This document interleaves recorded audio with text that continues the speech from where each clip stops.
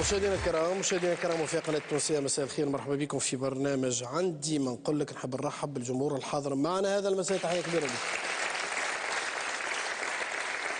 طبعا برنامج عندي ما نقول لك مساء كل جمعة على قناة التونسية للمشاركة في البرنامج. الإحداثيات اللي تعرفوها كل الناس الكل، رقم الاس ام اس 28 835 000 كما هو موجود أسفل الشاشة، أو الاتصال بمقر قناة التونسية. وغيرنا المقر وبديتوا تعرفوا بالتأكيد العنوان 26 نهج المعمل الشرقية 2. طبعا شروط المشاركة: التحلي بالصدق وبالمصداقية وبالأخلاق الطيبة. هذا هو أساس برنامج عندي ما نقول لك يعيشكم ومن فضلكم الناس اللي باش تشارك في برنامجنا. لا مجال لتصفية الحسابات العائلية ولا الشخصية في هذا البرنامج، وحتى إن تمكن أي مشارك من الإفلات من هذه القاعدة فإنه راه وقت اللي يجي الطرف الثاني لن يفلت أبدا من أنه يتكشف قدام الناس.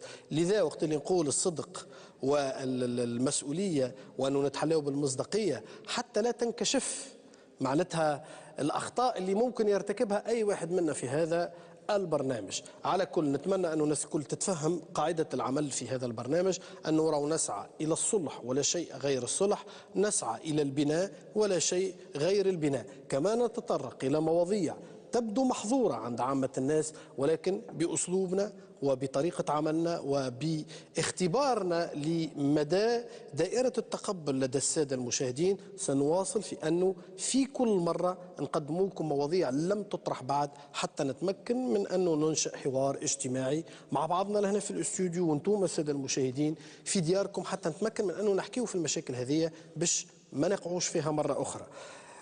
طبعا مباشرة نمر إلى حوصلة للحكايات اللي باش تتعدى الليلة في برنامج عندي ما نقول لك. مشاهدة طيبة للجميع. الليلة في عندي ما نقول لك باش نتفرجوا في 3 حكايات، باش نكملوا حكاية درصاف اللي هربت مع صديقها من الدار وحبت تكتب عليه صداق. هو متحالف فيا، عمال يتكلم أي كلمة ولا تحاول ترجع مع داك، نقسم بالله عمي ولا ما نضحك. لكن قبلها باش نتعرفوا على سي سالمي اللي بسبب مشاكل عائلية هربت مرته من الدار ووصلت الأمور ما بيناتهم للطلاق. أنا جيت الليلة نحبها ترجع لدارها، حبلها هي. أما توا باش نتبعوا حكاية سي خالد اللي بعد طلاقه من مرته اتشتت عائلته وضاعوا أولاده.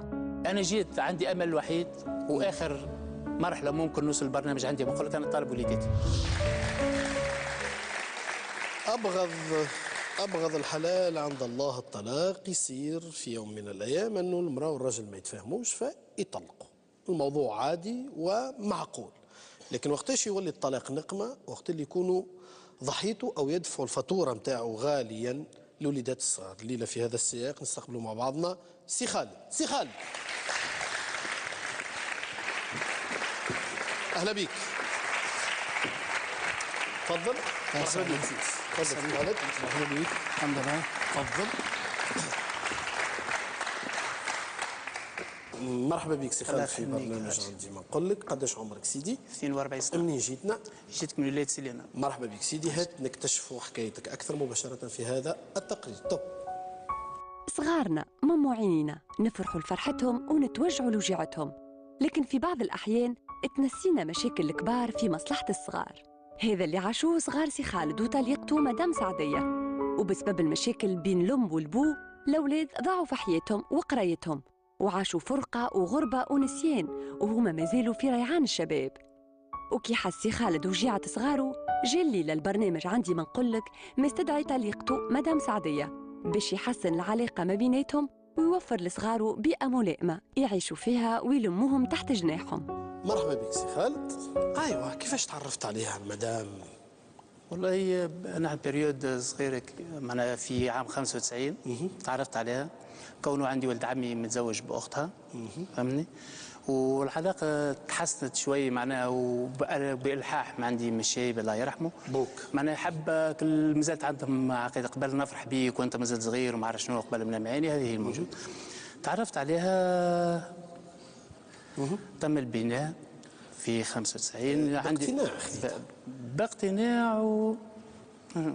أنا ما نجمش نقول باقتناع 100%. حبيت ولا ما حبيتش؟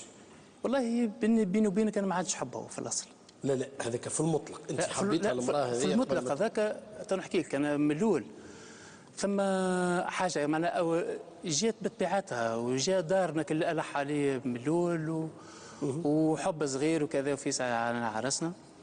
معناها ما تفهمناش معناها بدايه المشاكل نتاعنا هي في عام 99. جاوبني على قد السؤال خالد، حبيتها المراه كي خذيتها والا لا؟ تحب نقول لك حبيتها لا مش بالحق والا مش ما حبيتهاش معناها اللي كانت كونتاكت كبير من الاول وثم تعارف وثم برشا حاجات ينجم يكون ما ثماش هذه من الاول.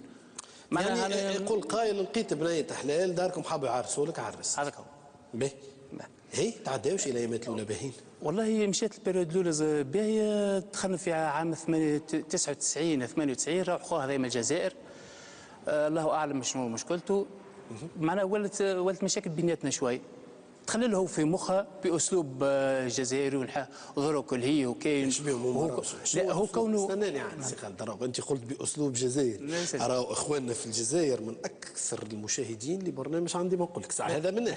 ثانيا اشقائنا الجزائريين مش جزائري هو استناني عاد نحكي لك في علاقاتهم مع نسائهم الجزائريين معناتها ناس اوفياء وناس باهين وناس طيبين ومعاشرتهم ناس لا قلت خاطر باسلوب الجزائريين باسلوب الجزائريين هذوما اخواننا وماخذين منهم وماخذين منا معناتها. ربما في الطبيعه ربما في برشا حاجات هم يختلفوا علينا في حاجات نحن نختلف عليهم في حاجات.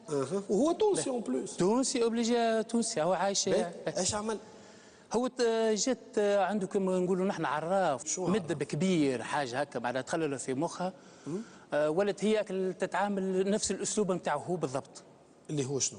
اللي هو ولت تخدم عرافه تدجل تجيب كليونات لخوها معناها باش يخدم. لا هو معناتها مشى للجزائر قعد اعوام جاء ولا عراف لهنا في تونس؟ الله اعلم به ما قبل ولا ما جاء ولا عراف ولا مش عراف؟ انا في البريود اللي عرفته فيها في 99 و 98 كونه عراف. ومرتك ولات عراف؟ ولات تخدم اللي صالحه هو معناها تجيب له كليونات. ايوه هاي ما تفهمناش نحن في الامور هذه. انت ما عجبتكش ما عجبتنيش الوضعيه. انا عندي صغير وعندي عائله وعندي واحد. هو كل واحد هو عنده غايه باش يحب يوصل وانا نخدم على روحي. انا ما ساعدنيش باش ندخل في الدومين هذا. سي خالد لو كان نلخصوا دونك تعداو المده الاولى 4 سنين لاباس عليكم صافا جا خوها من الجزائر كان عايش غاديكا ولا عراف ولا يهز فيها تمشي معاه تخرج معاه الجمهوريه بدون اذن. بدات مشاكل انا ما تحملتهاش المشاكل دي كل. قدمت قضيه الطلاق. لا حكيتش معاها الساعه؟ لا حكيت معاها وما تفهمنيش وصلت ضربتها وصلت معناها تصرفت جميع الحاجات تصرفت معاها في البلد. يعني استعملت معاها الوسائل كلها؟ الوسائل كلها استعملتها معاها باش ترجع وباش تبعد على الثنيه ذي وما حبتش. العنف اللي مارسته عليها ما اداش النتيجه؟ لا ما اداش حتى النتيجه. كنت تكتفي انك تتحاور معاها علاش تضرب؟ تحاورت معاها وما حبتش تفهم. هي غايتها ماده غايتها فلوس معناها باش تربح. حاول نسالك سؤال. تفضل. مرتك سي خالد يعني تبعت التدجيل وامتهنته والا اتبعوا برا ولا؟ اتبعوا برا وما عندهاش اهتمام بالعائله من اصل. كيفاش ما عندهاش اهتمام؟ انا قلت لك انا تجيب كليونات تشهر بخوها كونه عراف وكونه كذا وانسان يطلع في الخزاني وانسان يجيبوا لي ورق ويجيبوا لي بنت كر ويجيبوا لي ما عرف شنو. هذه الحكايه وهذا هو بما انه هذه خدمته يتحيد بها الحكايه. قايمه بواجبات. لا مش قايمه بواجبات ماهيش قايمه بواجبات زوجيه نتاعها من اصل. وانا عندي ولدي في البلاطو موجود تستدعى. لا انا نسال فيك انت. يعني انت واولادك مش قايمه بالواجب؟ ماهيش قايمه بالواجب من اصل بالكل. وصلت عملت لها خديمه. بنية صغيرة تعاون فيها على الصغار باش تهز وتجيب وترجع. وهذا كل ما فاتش فيها. ما فاتش. حكيت معها على الطلاق اش قالت لك؟ حكيت معها انا وصلت على قضية طلاق للضرر. طلبني الشيب الله يرحمه وقال لي نعطيك قلت سماح كان تتم الولاية بلال. هذا هو. تراجعتنا الوضعية هذيك. بقات جراية عمرية تجري بيناتها حكاية نفقة من البريود هذيك. وانتم عايشين مع بعضكم؟ عايشين مع بعضنا. انا من نجهل الامور هذه نتاع حكايه النفقه واحد بقات بطبيعتها سارت المفعول. مشيت يمكن حكايه 3-4 سنين رايضه. البريود الاخرانيه كونتاكت بدارهم وبالونتوراج نتاعها. سمعت وانا خبر امها تحب تعطيها الواحد يعيش في هولندا من فاميلته نتاعها ماهوش معرس من اصله. هذايا وانتم؟ نحن معايا هي معايا وفي دار واحد. سمعت انت خالد؟ أنا سمعت من عند بنت عمتها وبنت عمها من أصله في نفس الحالة بنت خالتها، معناها هما فامي خال وعم ما يخرجوش في البراني. في 3 سنين اللي رجعت فيها أنت ومرتك لاباس وإلا باقي تصد فيك ومش لاهيه بيك ولا بصغار؟ ليه متحمل انا وكاو متحمل على لا الصغار. لا لا، قل لي وقت اللي رجعت انت عدلت شوي على شوي الطلاق. شوي شوي. استنى وقت اللي انت عدلت على قضيه الطلاق رجعت الى رشدها والا لا؟ شوي ما رجعتش مش الكل. كيف؟ مادام في جرتها وراها اخوها، مادام هي ما رجعتش ما الكل. بعدتش على اثنين انت ما بعدتش، مادام اني نخرج نخدم لبرا. شنو دير عليه شو لاح؟ نجم واحد يركب من القاسرين ويهبط لتونس ويرجع ما ندخلش للدار. لا ما تبداش توحي انت بالحق مثلا هذا صار ولا افتراء سامحني. انا نقول لك نخدم 8 ولا 9 سوايع. يعني بعد ما تفهمت وعاودت رجعت لنفس الحكايه؟ راجعت نفس الحكايه وسمعت الحكايه ذي نتاع تحب امها تعطيها لواحد في هولندا. شكيت في سيرتها شنو؟ والا لا؟ انا جايك انا. اتفضل. انا جايك الحكايه ذي. باهي جيت طرحت الموضوع على باباها وطلبنا السيده ذي في هولندا. الحاصل وانه قال راهي صحيح امها طرحت علي الموضوع هذا وانا ما حشيش به. طرحت الموضوع على باباها تحلت المشكله. كيف؟ تحلت المشكله وانها يلزم حل الوحيد من بعد هنا نخرجها من القصرين. بوها قال لك اخرج بها. انا لا اقتراح هنا انا قلت له يا نطلق طلاق انشاء يا نغادر المدينه يا اللي انت تغادر هي عايش فيها. قصرين من الاصل. اي تخرج. حبيت تبعدها على المحيط نتاع خوها نتاع دار قلت بالكش هو اللي مأثر فيها. اي سيدي بعد اثنين بعد هاي وبخليفه ذي ثم عباد قاعد تاخذ معنا في فلوس بمقابل اعطيني فلوس ولا اعطيني دبش واعطيني كذا وانا ما نعلمش. خرجتش من القصرين؟ خرجت من القصرين حولت. لا حولتها هي وانا بقيت في القصرين بقيت نخدم غادي وحولتها هي من القصرين لسليانه. ايش صار؟ في البريود هذيك رافته شوي. حولتني في 2006 من القصرين لسليانه. مشيت الامور شوي. رجعتوا لاباس؟ رجعت لسليانه نخدم معادي نروح لدويرتي. رجعت لي نفس الحكايه صارت لي في القصرين. ولا خوها يجي بعدينا يطل عليها صحيح انا ما نمنعوش باش مش تطلش على اخته ولا ولاد اخته. اما في نطاق معقول.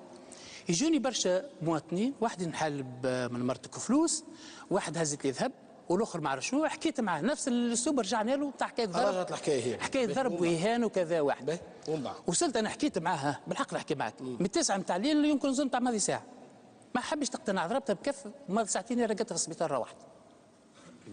ضربتها وعن نفسها؟ ضربتها ضي في 2007. استنى هي ما حلتش المشكله كي ضربتها؟ ما تحلتش.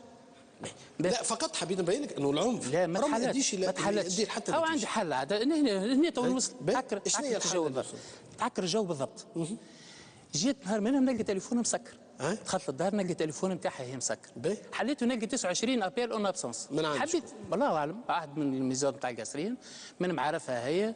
حليت طلبته نلقاه حد لي طبلو زكر ما عرف شنو وانا نخدم ما عرف شنو. طبلو زكر في فرقه ولا سفوار شنو شكون اللي السيده ذايا نطلب فيه هنا بالتليفون. لقيته في لابيل اون ابسونس في تليفون طلبت حبيت طلع في طبال وزكار ولا شنو. قلت له هذا مقلق فيك اعطيني البيس نزل يا سيد وكيل الجمهوريه ونشوف هذه ونشوف الوضع. معقول. لا هي كسرت البيس بين سناها. فهمني. خذيتني الرقم هذاك مشيت عملت بيه عريض. العريض هذيك تعدت من القصرين سلان تو الى حد الان ما صار فيها حاجه. ومن بعد باقي تتمادى ولا تتسب ولا تتكلم في كلام مش باهي ولا تخرج من الدار بدون اذن. مشيت رفعت قضيه طلاق ما عادش فيها رجعه. ايست. طلقت؟ لا مازالت ما طلقتش. رفعت فيها قضيه طلاق ولت جرايه اخرى نتاع الوليدات اللي في القصرين هذوك جرايتهم تجري والجرايه نتاع الوليدات الاخرين ولا تجري معناها زوز ولا الاربعه زوز اولاد وزوز بنات. ومن بعد البريود هذيك بقات هي نفقتها كاري لها دار تاخذ في نفقتها امورها واضحه. 2009 13 مارس انا خارج نخدم بطبيعتي لفت نلقاها هي خارجه هي تبعد على سليان حكيت زون تاع كيلومتر ونص بعدها لي زيات هذه من زيتون هي وشخص جيت نسال فيها يا بنتي وين كنتي وشكون اللي معاك؟ قالت لي كنت عند مدب نكتب. قلت لها ما قلت لهم مدبي خوك مدب وبويك مدب وامك وعمتك وحرشكم كلهم مدبي وانت باجي تكتبي ما يقولش. القضيه هذيك نتاع الطلاق للضرر طرحت في طلقت ولا ما طلقتش؟ طلقت في 2010. طلقت في 2010 اخر طلاق انشاء في 2010. كل واحد مشى على روحه. مش كل واحد تاخذ في نفقتها تاخذ فكرها امور واضحه. هي ثم طفوله مهدده زاد. احكي لي شنو؟ دخلنا في طفوله مهدده ذي في الحضانه القاضي يحكم عنها. الحضانه لا هي به طفوله مهدده. كيف؟ عملنا قضايا في طفوله مهدده وان هي مش قايمه بوليداتها. تخرج كل جمعه. عندي اثبات بعدول المنظمين بالجامعه ما يدروش عليها حتى ولدها ما يدريش عليها دارهم ما يدروش نطلب خواتها يقول لك ما نعلموش. نلتزم وندخل نولي نجي نبحث صغار نين طيب ونين نغسل في الدبشه الصغيرات في دارها هي نين نغسل الدبشه ونين نقيم باك الصغيرات حتى لين ترجع هي ترجع ونين نغادر البقيع. قعدت على الحكايه هذه قداش من شهر؟ عامين. عامين هكا. عامين وياك. هي تخرج من الدار، تخرج من الدار ما تجي تدريش طيب وتغسل وتنظف انت لصغيراتك. نغسل ونطيب وننظف. سامحني سي خالد، انت توك عملت طلاق للضرر، طلقنش وشاكك في سيرتها هكا ولا؟ اي طلقنش، طلقت سي. علاش ما طلبتش الحضانه ليك انت؟ طلبت الحضانه ما خديتهاش. مكون ما صارش طلاق للضرر دونك. لا، صار طلاق انشاء.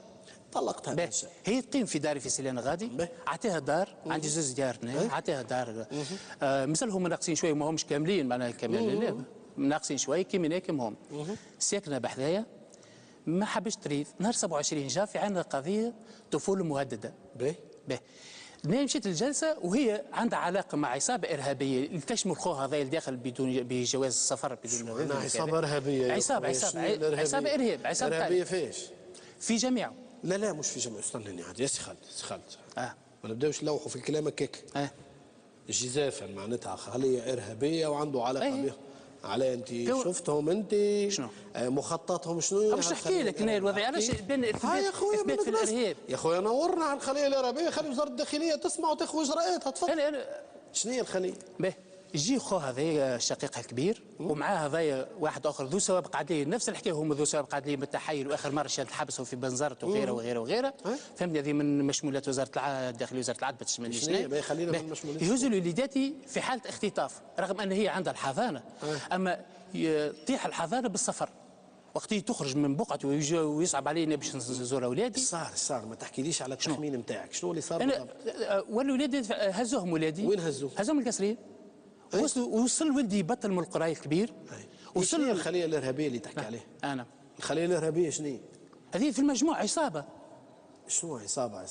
عصابه خال هز ولاد اخته والحضانه عند اختك، تقول لي خليه ارهابيه؟ لا سيدي، هذا نحكي لك. انا سيد هذا عمره 20 سنه اللي فوت ولدي ب4 سنين. هذا يواصل اليوم قيد على اصداق، متزوج به. متزوج على شكون؟ متزوج بطليقتي انا هذه تو. هي حره.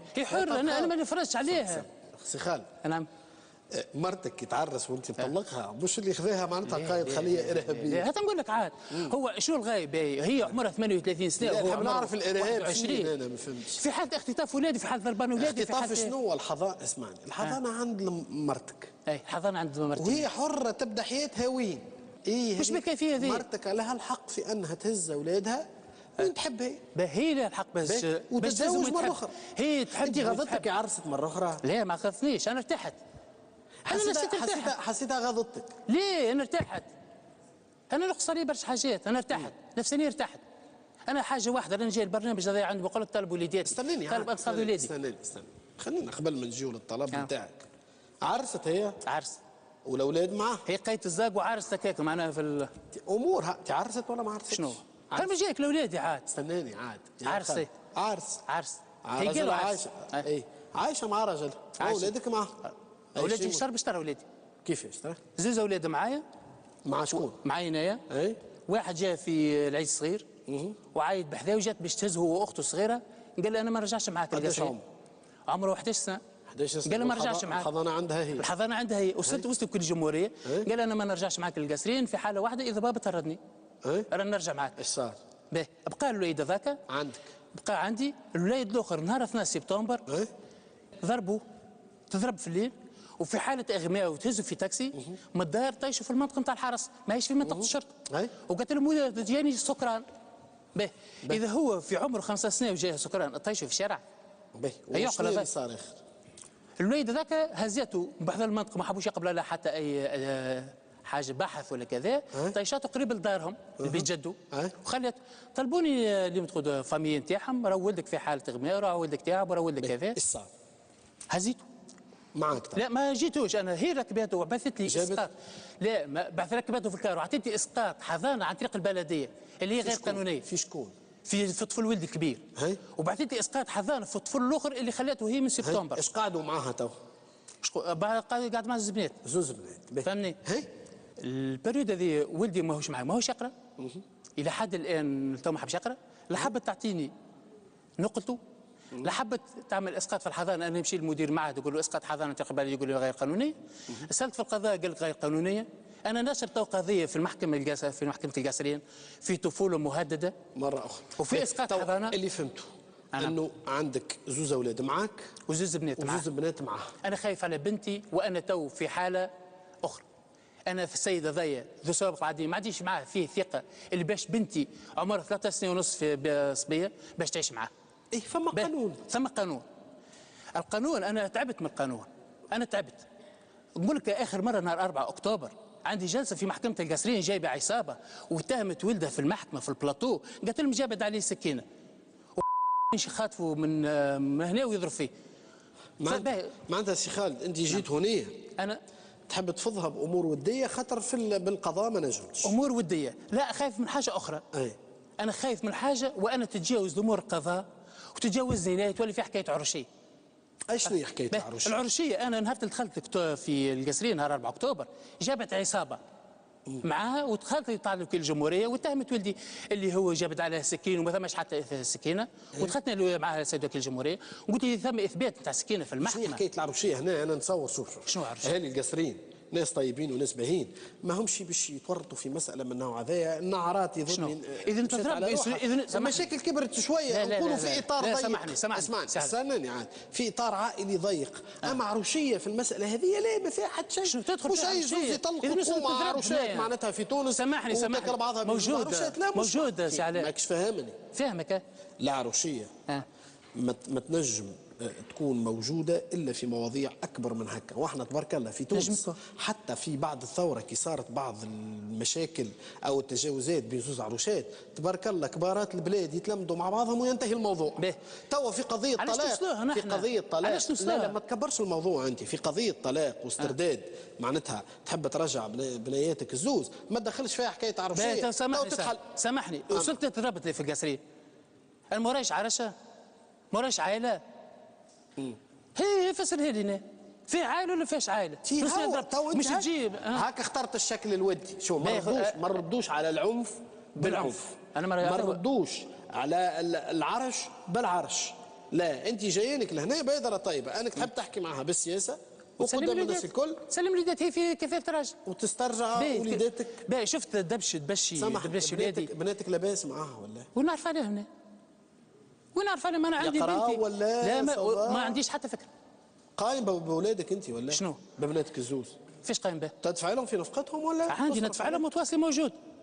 تتصل بهم تحكي معاهم ما تخلينيش نحكي معاهم خلاص. والادريس ما ندريش عليها من الاصل. كل مره تبدل ادريس وكل مره تبدل دار. انت علاش جيتني اليوم؟ انا جيت عندي امل وحيد واخر مرحله ممكن نوصل البرنامج عندي نقول لك انا طالب وليداتي.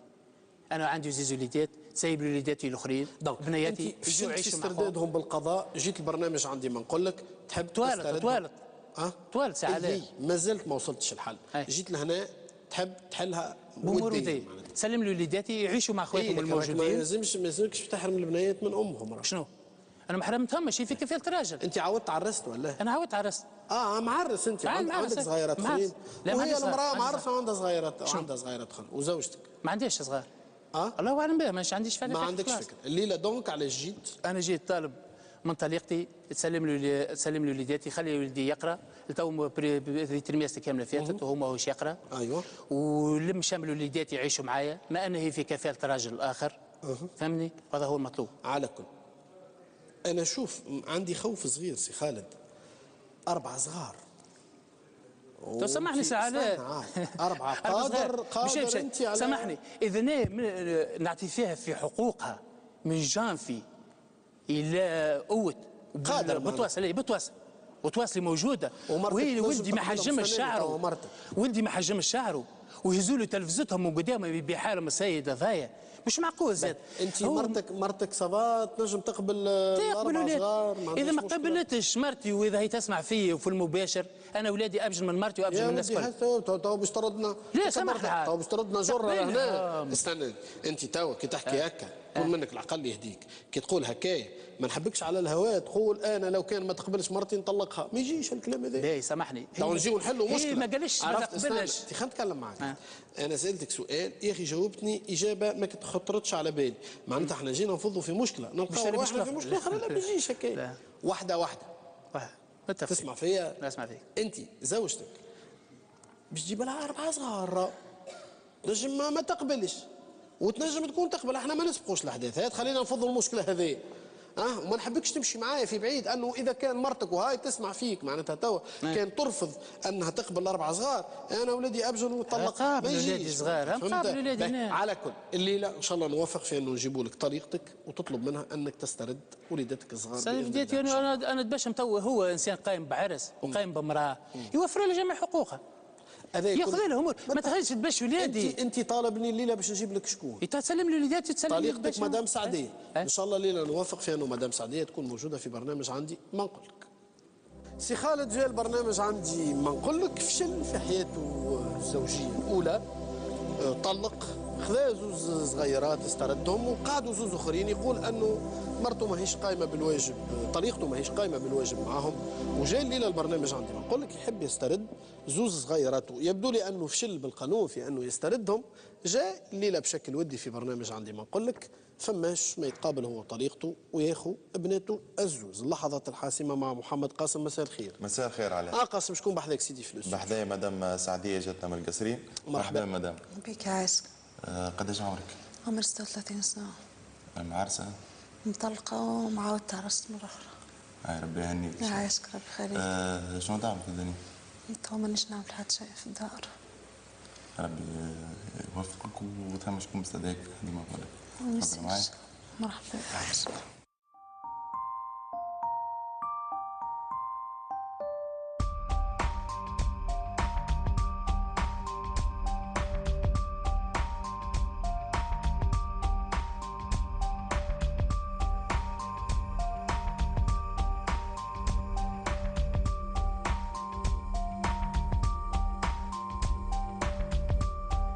مدام سعدية مرحبا بك.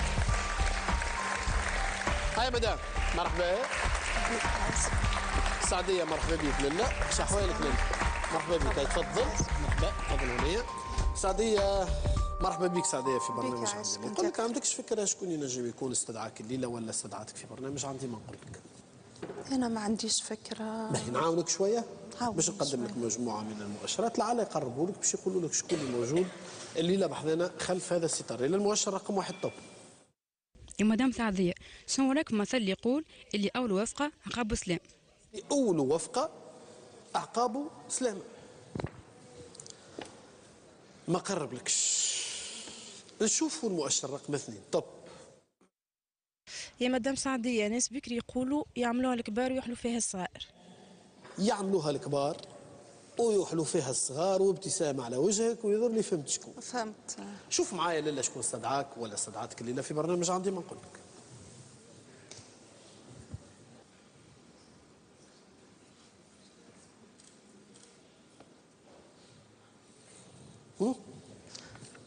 طليقي.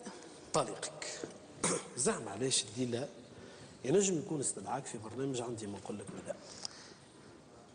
ما نستغربش منه حتى حاجة. استدعاني ما نعرفش علاش. ما تعرفش. ما نعرفش علاش استدعاني. أنا هاو باش نحكي لك الحكاية كيما حكيها لي هو.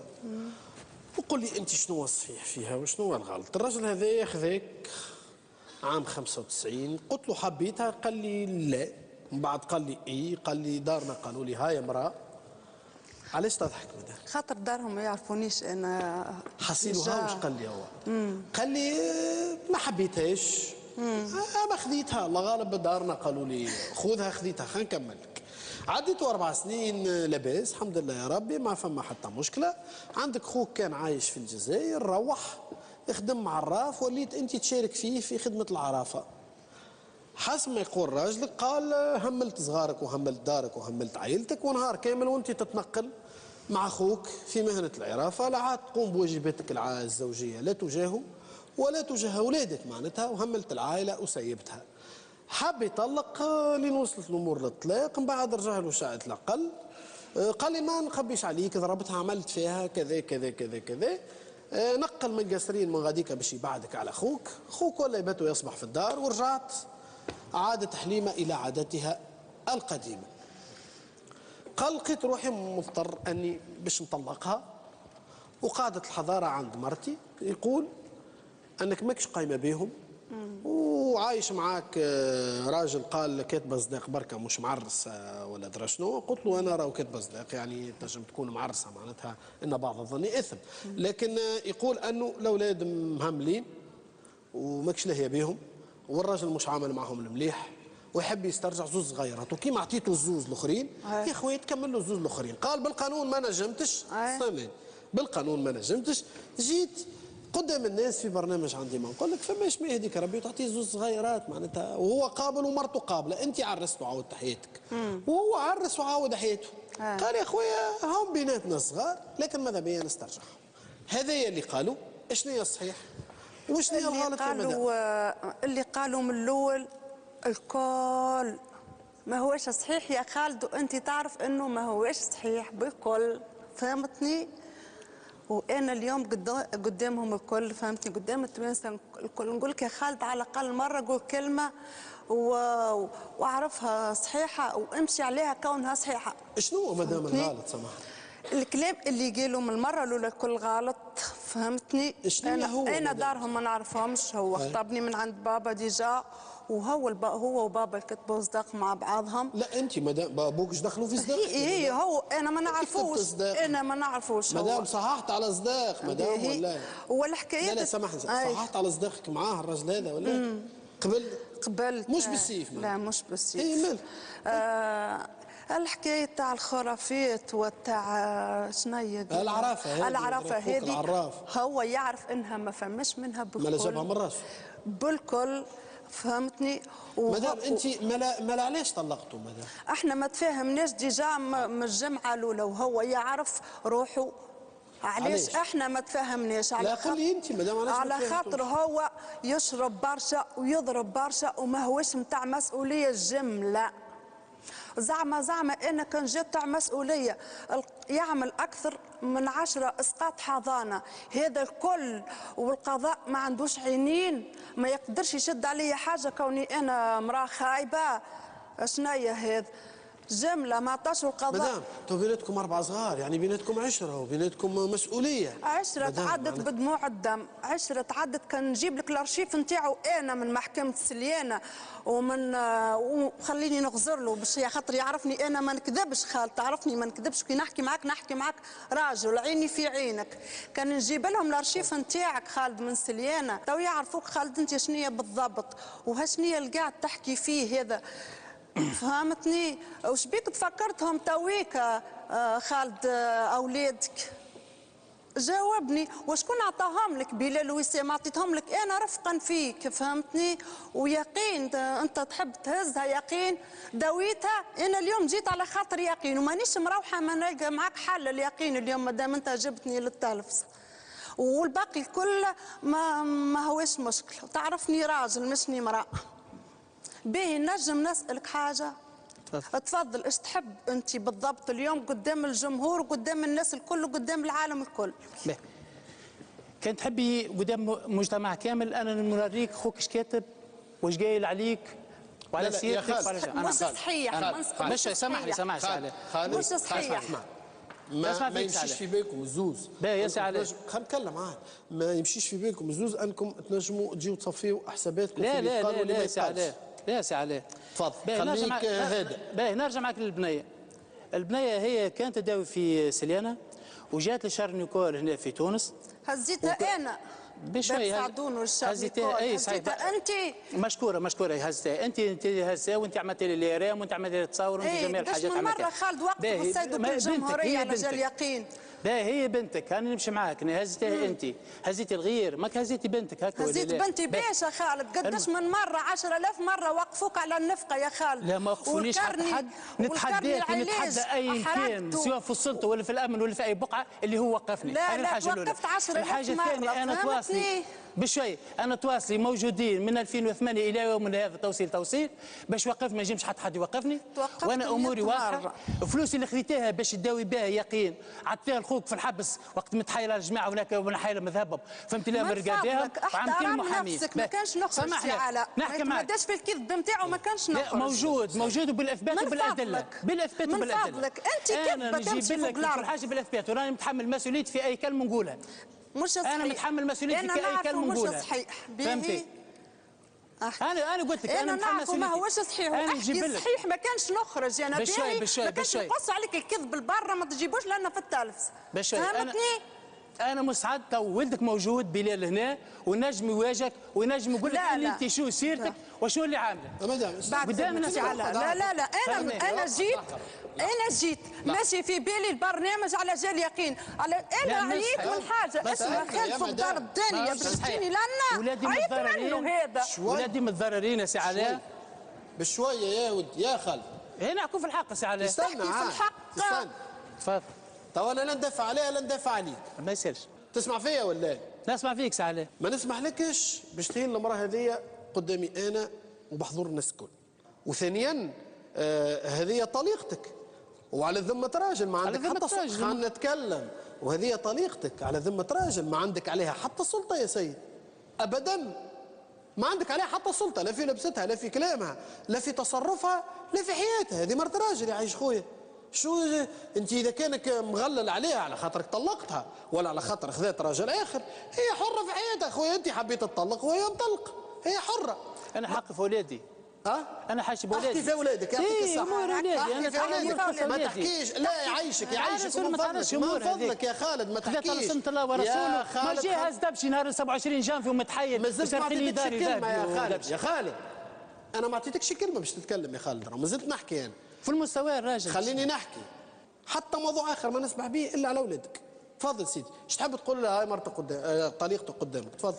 انا جيت طلب واحد هو وانا تعطيني وليداتي وانا بلال تو ماهوش يقرا ويا بنت الناس على باش يكون في بالك الحضانه مازال تحت كفالتك وراي اي حاجه تصير في بلال ورغم انه هو معايا راك انت متحمله مسؤوليته. بلال عنده والاسقاط الحضانه اللي بعثتها انت عن طريق البلديه راهي غير قانونيه. باهي خلينا نحدثك حاجه غير قانونيه. الحاجه الثانيه صحيح انت عندك حضانه راهي الحضانه وين الولايه وين ولادي. يظهر لك. والولايه يظهر لك. باهي شنو يظهر لك. باهي صحيح يظهر لي فهمتني. ما همش ما يعرفوكش جماعه القضاء تاع سليانه. باهي علاء. لا مدام خلينا نحكي. ما نتفقوا اللي يصير عليك يصير عليك. انا ما قلتش ما غلطتش. ايوه بلال عنده. اسمعني يا سي علاء. نعم. هي نهار اللي خرجت وانا استجوبتها بتنبيه واستجواب. لا ما تحكيوليش في تفاصيل القضاء يعيشكم. لا ماناش محكمة كتابيا يا جماعة ماناش محكمة. خليونا بشكل ودي نفضوا الموضوع. ما تحكيليش لا عدل منفذ ولا قضية ولا كذا. ماناش في جلسة محكمة. انت ايش حاجتك؟ انا حاجتي بولادي. شكون اولادك؟ حاجتي ببناتي وولادي. الاولاد عندك بلال ووسام. اي. ويقين وسوار ايش حاجتك بهم؟ حاجتي بناتي. ما نعطيشهم لك. بالنبي. ماكش اهل. بالنبي. شبيك ما استحفظتش عليهم منهم عندك تبيت فيهم في الخلا. خرج من الدار وتكسر وتضرب. وبعد احكي. وتول ومحلاهم وما بهاهم. انا نكبر وانت تهز ساجي. انا نعرفك يا خالد ما تمش كل يعرفك في الدنيا. انا مش صحيح. سي علاء تفضل. حاجه واحده تنادي لي للوليد هو موجود يحكي يقول لك. لا المساله بيناتكم الزوج. لا بيناتي انا وياك. بلال عطيته لك نهار 4 بلال 16 سنه وهو عندي هزيته انت 4 اشهر ولا يمشي بمخك. ولدي. ولدي ما عنديش ولدي ما نقحموش القصر. ما نقحموش القصر. انت البنات اظن موفرتي لهم. موفرت لهم كل شيء. موفرت لهم كل شيء. متاكد. باهي السيد هذايا انا ما عنديش فيه ثقه اللي باش تعيش معاه بنتي صبي وهو عمره 21 سنه يفوت ولدك ب4 سنين وانت عمرك 38. مش صحيح. يا لندرا انت كلاودي شيفر باش يحبك. والله هذيك مشكلتي انت يفرق قالت. هو اللي جا نقلك من دبشك هو جا هزك دبشك نهار 27 جانفي هو خوك وانا عندي فيه قضيه. مش صحيح. اعمل 10 قضايا مش صحيح. انا نعرف كلامك مش صحيح وانا نغزر لك انت. انا نعيط اولادك نعيط شكون هزك هو صباح مقيد عليه الزاق انت في اوت. وشنو مشكلتك انت نقيد الزاق ولا حاجه؟ سايبيني وين ولادي سايبيني بناتي سايبيني انت دبشني يستعملوا ذو سوابق عاديه. لا مش صحيح. كان مشكلته مشاكل. مش صحيح. وفلوسي ناكل على التهوى المحامين على خوف الحبوسيات. ما عملتش انا محامين كيفك باش ما تخلصش نفقة اولادك. لا موجود اصلي موجود. تعطي فيها رشوه. لا موجود. صحيح رشوه. صحيح عطيت الرشوه. لا شكون عطيت؟ اسال روحي. لا شكون عطيت؟ انا تواصلي موجوده من 2008 توصيل. انا طحت منك فوق دار الدنيا جيتني لنا انا لو كان مش على خاطر يقين ما نجيكش وما حسيتش باش نشوفك جمله، راه باش يكون في بالك وانت في بالك. خلينا نحكي شنو هي مشكله الطفله. يقين اللي عمرها هزيتها 3 اشهر باش لقاح لها الفاكسان تاع 3 اشهر في سبيطار سليانه ولدت، وبوها مازال يخدم في قصري. عملوا لها الفاكسان غالطه. ايش عندها هي صار؟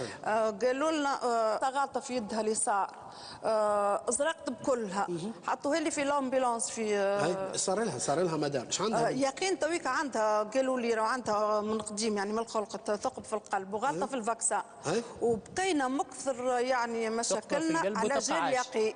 مدام.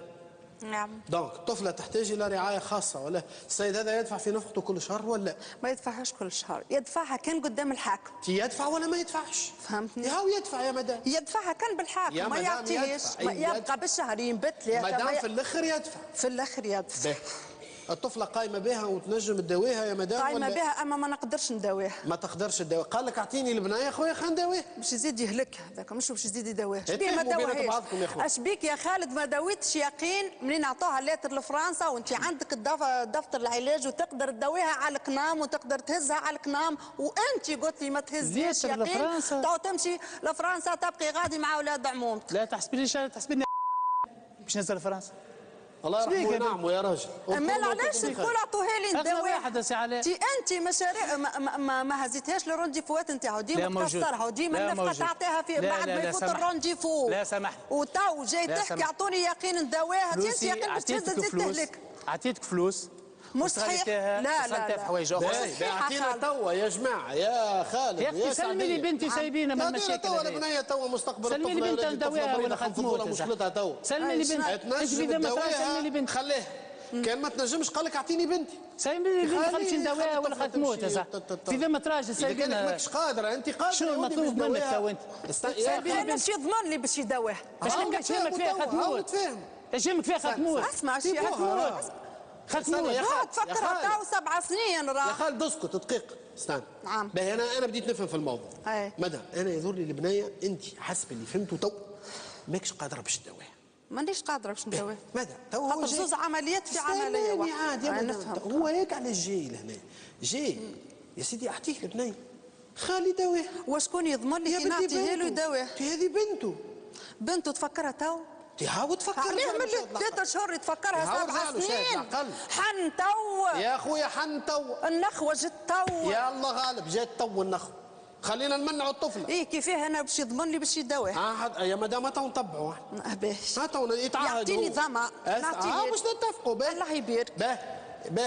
باهي يا خالد. نعم. هنا قدمنا في حكايه الطفله الاولى، وشنو الاخر؟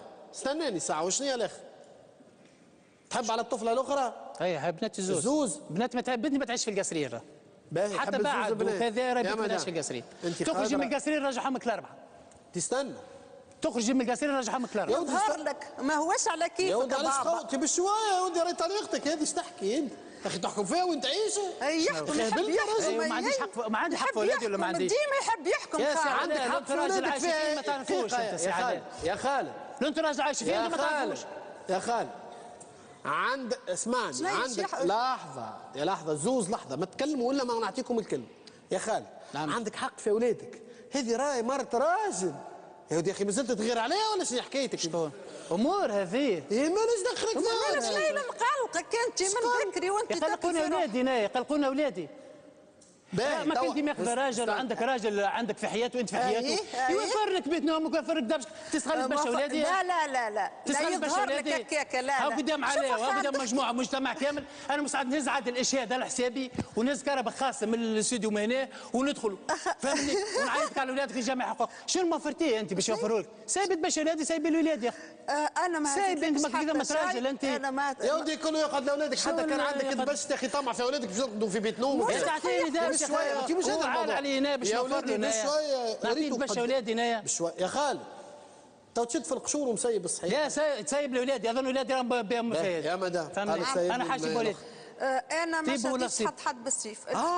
بي فهمتني؟ لحظه يا خالد. نعم. تتعهد انه زوز وليدات لو كانت اخوهم تعاملهم معامله طيبه، هما اولادك. ولادي وتداوي الطفله المريضه. اي ولادي ووليداتك يترباو عندك في الحفظ والصون. ومرتك استناني، ومرتك يا ولدي تقبل هذا ولا ما تقبلش؟ تقبل سير ولا؟ اسالها اش بيها قدام القاضي الاسره ما حبتش تقبل وقالت لك يظهر لك يا سي خالد. لا ما ثماش حتى اثبات. ما طابش حتى اثبات. ما حكيناش على خاطر هذوك اصحاب، على خاطر انت بمعارفك وقلت عندي الرجال وعندي المعارف. وسامحيني في الكلمه ذي، اذا انت في عينك رجال واللي عاونوك في خلية دار وفي ايتام اولادي، في عيني لا. اما انت يصلوا على طرفك. صحيح. صحيح. صلوا على طرفك. تو بلبزوها الزوز معناتها وين نلقاكم الحل؟ تجيو تبلبزوها الزوز. يا ودي اسكت يا ولدي، اسكت يرحم بوك يا ودي، خلينا في توا. عليه نحن نوصل حل وانت تفسدها يا ديك ربي، عليه هكا تعرف. انا كان مش على خاطرك ما نحكيش معاه جمله. ياخذ خاطر يا ودي، اسكت يرحم بوك وتصفق زاده. تصفق على شنو؟ على الاخلاق نتاعها العاليه. يا ودي راك تلعب مستقبل اولادك يا ودي، قريب نوصل حل يرحم بوك. استنى شويه، تصبر تشد روحك، اسكت. باهي مدام مستعده تعطيه الزوز اولاد؟ قال لك خويا ربي ونداوي ونعم. انا قدام الحاكم، اللي يحب يمشي مع ابوه يمشي، ما شديتش حتى واحد. مدام خلينا خليني والهوني. استنى عاد استنى. تو هما قصر. نجم تقول لهم لا تو ما يمشيوش، نجم تقول لهم ايه؟ احنا تو نحكيو لهنا قدام الناس. انت عندك استعداد تعطيه الزوز وليدات والا لا؟ في حاله واحده. في حاله واحده شنو؟ يتعهد لي باش يداوي يقين. اوكي. باهي يا سيدي، تتعهد تداوي يقين يا خالد ولا؟ دواء بنتي ذيك. باهي احنا نتبعوا مدى ونتعهدوا لك. والطلب الثاني، شو عندك طلب اخر؟ يسالهم اللي يحب تمشي تمشي، انا ما شديش حتى. مش يا سيدي نعتبروهم الزوز وافقوا زوز وليدات. انا ما عنديش حتى مشكله، يوافقوا هما يمشيوا مع ابوهم، مش يوافقوا هما، ما عنديش حتى مشكله يمشوا مع ابوهم. باهي يا سي خالد. نعم. يوافقوا الزوز وليدات، اوكي. لا محرشتهم يا سي علاء، ثم ساعه جنيه كبيره. ولا حرشت حد. خلينا نحكي معاك يا خالد، خلينا نحكي معاك يا خالد. يا سي علاء، من الاخر اذا هما ما ترغبش باش سلم لي وليداتي بكل تلقائيه وتيبوا الغصيبه سلمان من الله سويس باش يعيشوا معاك ويبقوا معاك انت في الانتوراج، لا سبيل لك. بشوي مدام هاني كلامي موجه لك. نقعدوا نسالوا زوز وليدات صغار. انا ولدي هذاك كبير، انت تحب انا بطل قراءه فهمتي. لحظه بركه يا خالد، مازلت نحكي رانا. انت تحب تسلم له زوز وليدات والا لا؟ واحده باش يداويها والاخرى باش يربيها ويربيهم زوز مع بعض، ايه ولا لا مدام؟ وشكون يضمن لي انا؟ مدام احنا نتبع. شكونك انت؟ شكون يضمن لك باش تخليهم لي مع واحد؟ من فضلك تحترم نفسك. اشرف منك، من فضلك. شو يضمن لك؟ راجلي اشرف منك وارجل منك. احترم نفسك. شكون يضمن لك؟ شو جالس عليه يتكلم؟ شكون يضمن لك؟ ايه هي؟ شكون يمشي يضمن لك؟ نتكلم معاك. ضربت الدبوزه شوي انت وفلقت لينا روسنا شوي. ما عندكش حق تحكي على انسان في غيابه وتقول له يا راجل. ذو سؤال قاعد يا ودي امورك شو يهمك انت امورك. بيا ما خليهاش يا ولدي بالقانون برفضها. تو باش بلبزتها برفضها تو. ما يصيرش انت. ما يصيرش. برفضها. ما يصيرش. انا ما نعطي. جدي بيان. اتصرفوا زوز مع بعضكم فضوها توا كي تلقوا ارجعوا. انا مانيش عطيتهم وكان عندك ريح ضري 10000. باهي وراجلي منك ومنك ومنك. لا موضوعنا الرجوليه ولا موضوعنا الشرف. موضوعنا زوز بنات، احنا نوصلوا الى حل. انت تتكلم تدخلها بعضها وانت تتكلم تدخلها بعضها. مانيش انا، هو اللي دخل. خليوني نتدخل بالحسنى بيناتكم ولا تفضوها بينات بعضكم. ما تتفضش لقيامة عيسى بيناتنا احنا الزوز، خاطر خالد ديما يحرك ويفوق. خالد وي شوف، تو مرتك قدمت خطوه وقلنا لها بضمانتها وقالت مستعده نعطيك البنيات. تقوم انت وتتعهد بالمعامله الباهيه، تقوم انت تقول لها راجلك بيه وعليه تو يا سي علاء، يا سي علاء تحب تخليها بالبيت خليهم يبقوا. استنى اون فيرافوار. انا ما عنديش حتى كلمه باش نقول لك باش نزيد معاك في الكلمه هذيا، ما عادش نزيد معاك حتى كلمه هكا. خليها معاك. هنا يا خالد تعرف شو عملت انت؟ نعم. هنا جيت على هدف ما حققتوش وماكش قادر على تحقيقه لانه بلسانك ما تنجمش تفض. ما ينجمش. وبالقانون ماكش باش تفض. الحضانه عندك انت قاعد في بلاصتك وهي قاعده في عندي رجال. بالقانون قالت لك عندي رجال واستجوبتها وجابت قالت لك استاذنت وهذا المندوب حمايه الطفوله اخر نهار 27 وقت اللي صغار هو ماهوش موجود في الجلسه، فهمتي ولا لا؟ و13 جلسه في المحكمه الابتدائيه في سليانه يقولوا كونه ذكر في الشؤون الاجتماعيه وهي ما فهم حتى شيء. صحيح هي عندها رجال وعندها رئيس محكمه بشويه يكون منكم العقل الزوز. رانا على قاب قوسين باش نوصلوا الحل.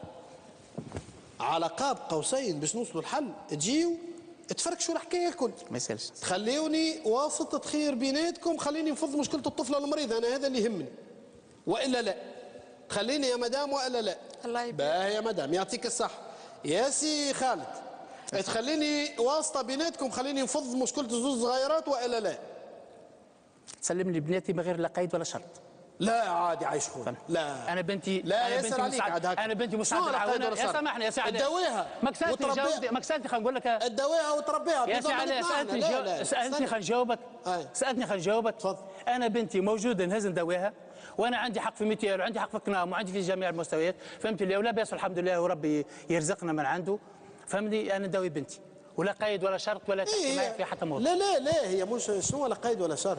اما باش تشرط عليه يداوي، خلينا بنتي باش ما نداويهاش. اش بيك ما داويتيش 7 سنين ما نرجعوش للتالي يا مدام. 7 شهور 8 شهور ودي راسه مش محجمه. مدام مباعه فهمت ولا لا؟ في السوق جينا نحكوا في الغلط سي علاء. شنو انا غلط؟ شنو خلينا دبشي نهار الهزات دبشي مسروق. ما هزيتش لي حتى تلفزتهم مباعه. عادي يا خويا الولد، عادي الولد سي علاء. يا خالد نجيب لك كاميونه دبش من قصرين. ما تسحقوش. كان ما عندكش زهاز خل نزهزك. ما تسحقوش. لا كان مش حاب تعاود تعرس مره اخرى والله ورحمه بابا نزهزك. ما يصير. جيبي لي عندي نومري حطيته للبيع. جيبي لي ما عنديش. جيبي لي ما عنديش. على 3 ملايين البيع بهم تراب، هذاك فاش طمع فيك ولا طمع فيك في نفس ما يصيرش نعطيهم لك انت كمل. يا راجل والله قلبها كبير. ورحمه بابا نعطيهم لك 3 ملايين. جيبي لي ما يصيرش. نقبل عليك. يقوى عليك ربي. نقبل عليك. انا يظهر لي راهي حاجه عيطنا فوق دار الدنيا خالد، مشكله تتحرك. ما تعرفوش القضاة حاروا فيه. مشكله تتحرك. ورحمه بابا خالد يدخلك على الباب يخرجك على 20 وما تحصل منه حتى شيء هو. ورحمه بابا في قبره الا تحصل منه شيء ما خف تجري تعرف كالزئبق ما يتشد. كالزئبق والله لا يتشد. يا سي علاء سامحني على حكايه الزئبق. كما جيش هما عراف ويتعاطوا بالحوايج هذه، الحوايج اللي ما يعرفوهاش. ما يصيرش حكايه الزئبق. زيد اعطيه كولور ابيض شوي. باهي اسكتوا زوز. مدام نعم. ايش يقف بحذايا؟ الله يبارك. اقف يا سي. دور هالكاين. سي خالد جاي الليله طالب منك طلب مدام. صحيح الحضانه عندك نتاع الوليدات الزوز، هو عنده زوز وانت عندك زوز. سالتك مدام قلت لك قادره باش البنيه تداويها، قلت لي لا انا مانيش قادره هكا ولا ومازلت على كلمتك ولا؟ هو عنده كارني وعنده اشتراك في الكنام وعنده الامكانيات اللي ينجم يداويها. قلت انت مثالش نعطيه بضمان، قلنا لك احنا الضمانه وتو نشوف ونتابعوه وتنجم تعطيهم له زوز مدام من غير اذن المحكمه ويقعدوا على ذمتك ونتبعوا اذا كانوا اموره رجلوا واموره مريقله وكذا وكذا وكذا وكذا وكذا. اوكي نهار اللي ما تبدا اموره مش مريقله ولدك عندك بالقانون يا مدام هكا ولا؟ والبنيه الاخرى موافقه زاد البنيه الاخرى كي هما ما يحبوش يمشوا مدام. لا اسمعني هما توا قصر مدام. مش قصر. اسمع انت باش نجيبوا زوز صغار نسالوه مدام كان انت تحب توا بنتك تحبها تداوي وتعيش ولا؟ نحبها تداوي. تعطيها لبوها تو يداويها زاد وابوها هو مش براني. بوها مالو الا بوها. مالو الا بوها كانك ماكش قادره يا مدام اعطيه السويس هذوك. انا خايف عليهم كلم المشاكل. انا خايف مدام البنات هم بنتك بالقانون. انهارت هو ما خليكش يكتب لي هكا ولا يا خالد؟ يا خالد نعم. البنايات باش تعطيهم لك من غير اسقاط حضانه راه. شنو؟ نقول لك لا. البنايات الزوز. انت تحب بحكم قاضي معناتها شنو بدون اسقاط حضانه؟ سامحني الحضانه نتاع الزوز اولاد عندها هي بالقانون. قالت لك يا خويا انا شكون اللي يضمن لي؟ قلنا لها يا خويا تعطيك الزوز بنايات كان دويتها امورك مريقله تعطيك حقهم الزوز معناها قصدك انت مسلفتهم لي سلف يا خويا ما ولادك انت ولادك يا راجل شبيك هذيك الضمانه زاد الضمانه باش تقوم بالواجب. سامحني انا نصرف عليهم ونهز اولادي ونهز بناتي وكل شيء معناها بومر سلف وهي نصب لها كل شهر شهري باش تصرفها هي وراجلها. هذاك السامو لا قصدك ما تصبليش. لا ما هوش مستحق لك راجلي باهي. يا باهي يا خويا ما تصبلهاش يا خويا خليها عندك. لا انا قدمنا موافق يا خالد؟ نعم موافقه. تعطيني بناتي تعطيني بناتي. مدام سؤالي ليك يفتح هذا الستار البنايات الزوز موجودين؟ ينجم يشوفهم ينجم يشوفهم ويحكي معاهم. لا ينجم يقابلهم. ينجم يقابلهم. موجودين لهنا هما، خليهم غاديك. سؤالي ليك مدام، انا وصلنا الحل. يفتح هذا الستار، تعطيه البنات الزوز يربيهم ويداويهم وما عادش تاخذ عليه نفقه. اذا وهو يتعهد انه يعاملهم معامله طيبه ويداويهم ويربيهم احسن تربيه ويكونوا في ظروف طيبه، وهذا على عينينا احنا وعلى عينيك انت. البنيات يقعدوا الحضانه عندك بالقانون. كان لقيته مريقل في 6 اشهر ولا عوايم وعمايمين، اعطيه بنيته الزوز الحضانه وطل عليهم وقت اللي تحبوا هذوما بناتكم، ما يمنعك حد. موافقه على هذا المبدا مدام والا لا؟ انا ما عنديش حتى مشكله. سؤالي ليك، يفتح هذا الستار على هذا المبدا نعم ام لا؟ يفتح، ما نحكيش معاه، يحكي مع بناته. على هذا المبدا يفتح هذا الستار مدام نعم ام لا؟ يفتح الستار. تفضل مدام. ولو طليقك مسج نجم تسلم عليه. تكلموش مدام ولا ما تنسيش. عمّا تسلم عليه مسج. تقعدوا هكا؟ لا انا قاعدين.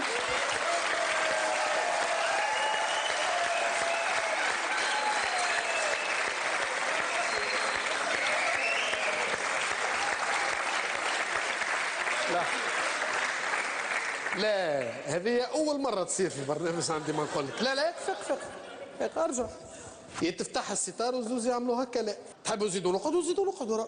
لازم واحد منكم يتنازل الليلة، يا خالد يا سعدية. فاش نزل؟ واحد منكم يمشي للآخر باش تتفضل الحكاية هذه سلم. نعاودوا نصفقوا، واحد منكم ياخذ المبادرة مرة أخرى. هاي يعطيها الصح. والله يعطيها الصح. هاي تفضل. يعطيك الصحة مدام. تفضل. يعطيها الصحة المدام. تعرف علاش؟ نعرف. كانت شجاعة. لا نعرف. لا شجاعة. نعرف اللي شجاعة. شجاعة وكبابلي. وبالمناسبة خدمنا الكونتر في خدمنا الكونتر. خدمتوا مع بعضكم الكونتر. بعرف كبابلي. مثالت يا مدام مثالت. خليه يقول مثالت. جبتوا بضائع مهربة. هو راه مخالف للقانون. جبنا. ومش وخدمة الكلانترية هي خدمة راهي خارجة إطار القانون. أنت واحد ما يقولش أنا راني كناتري وفي باله هز ضربوا البلاد. عادة خدمة الكلانترية تاع الجماعة الشجاعين. قلت لك كلانترية ماهيش شجاعة. تدخل على الكرتون. تتعهد سي خالد أنك تداوي بنتي. تداوي بنتك؟ باهي تحب تعمل خط مع شؤون اجتماعيه ويزوروا مرجع اجتماعيه لداري الله يبارك. لا بمر قانون. هما بناتك. بنتي.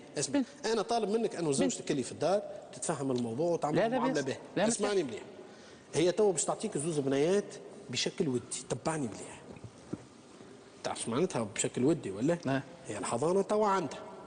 به تعدي فترة يا خويا البنية تداوى وتتفرهد وتبدا لاباس، والبنية الأخرى كل شيء ما زالت تقرا هي البنية. تقرا كبيرة صغيرة تعطيني صغير. تعطيني صغير مبدئي. باهي مثلا صغير تعطيني اللي باش تداويها ولا؟ صغيرة من تو تهز. باهي اللي باش تداويها هكا ولا مدام موافقة على انه تعطيني باش تداويها. باهي يعطيك الصحة. دونك ريت اخزر بالكلمة الحلوة راهو نجموا نفضوا برشا مشاكل. مش بالكلام الخايب. ساعة نحن ما حبيناش نلتجئوا لحوايج خلينا نحكي لك عاد. هاك لقيت الثنية جيت لهنا ولقيت حل. نحن ما نحبوش نلتجئوا. أنا بأمور ودية مش سامحني يا سعادة أنا ما نحبوش نلتجئوا لحوايج خايبة. لا ما نحبوش نلتجئوا نحن لحوايج خايبة. يا ودي اسكت أنا حوايج. يا ودي شبيك ياسر تسخن فيسع أنت شفهم؟ على خاطرنا على الأقل كلمة تشفى. باش على خاطرنا مريض على خاطرنا في جرة هي ومريض وعندي سكر ونزرق في الانسولين. في جرة شكون؟ في جرة المخلوق هذايا. انت ملي في جرة انتراج كامل. يا ودي طلقت وانت ما انت عندك مرأة. عندي 13 سنة من نهار العرس بمرض بالسكر. عندي ديسي ميديكال. مش عندكم السكر وراثي عليه. ما عندناش وراث. انا عندي من 96 معدي في شهر نيكول في انا تو انت معرسه مدام وهو معرس. اما حاسس زربتوا هكا شنو زربتوا في ما نتفقوش ما اتفقتوش. باهي البنيات الزوز موجودين. قداش ليك ما ريتهاش؟ شنو؟ قداش ليك ما ريتهم؟ عنده شهر. البنيه المريضه الساعه وين يقين اكتوبر. اسمها يقين المريضه. هيا يقين مرحبا بك لاله هي جايه هيا. سلم العنك على والله مشات البواريطه.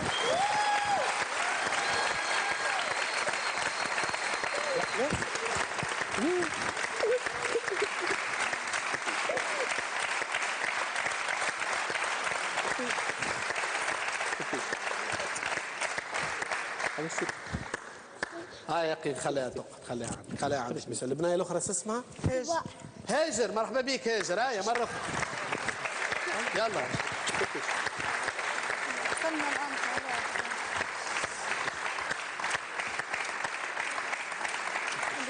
هاي اقعد اختي.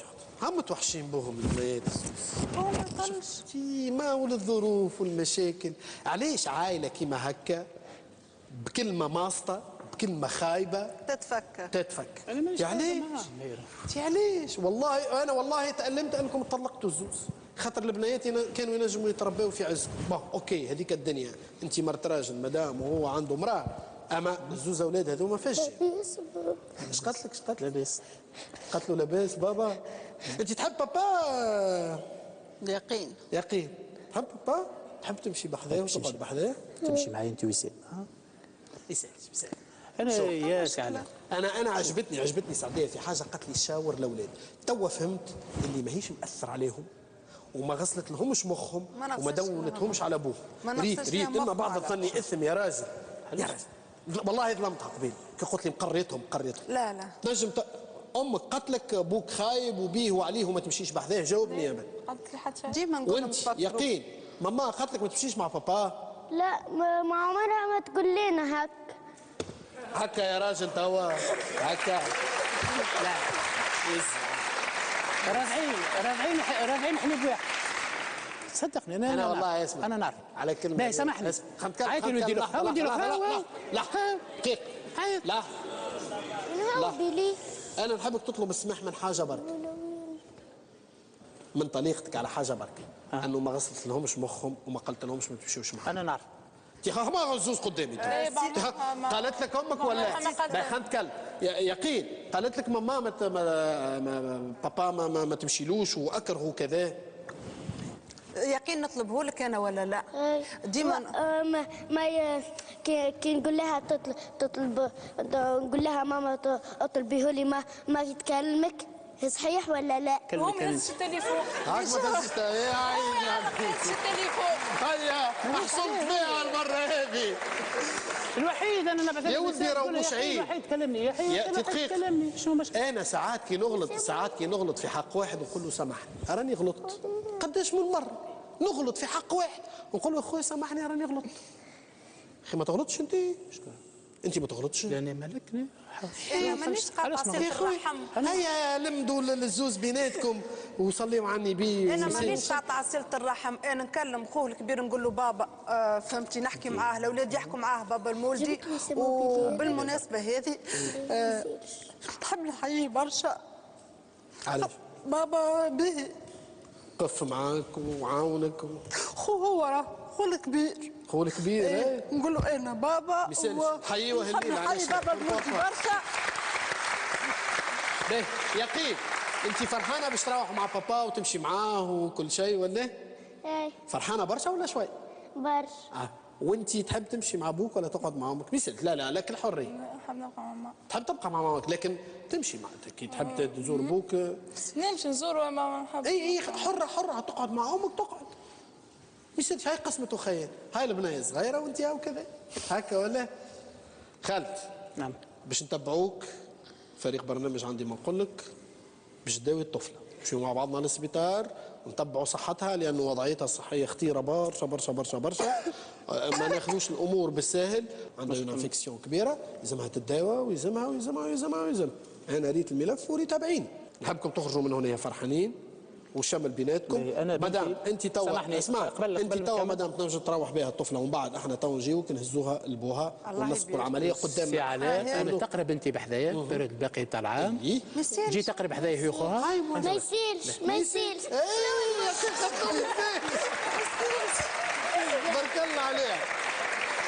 بارك الله عليها. نقول نحب نرتاح. هاي ربي يهنيكم يا سيدي وربي يسمعنا على بعضنا كان الخير ان شاء الله. تحية كبيرة لكم.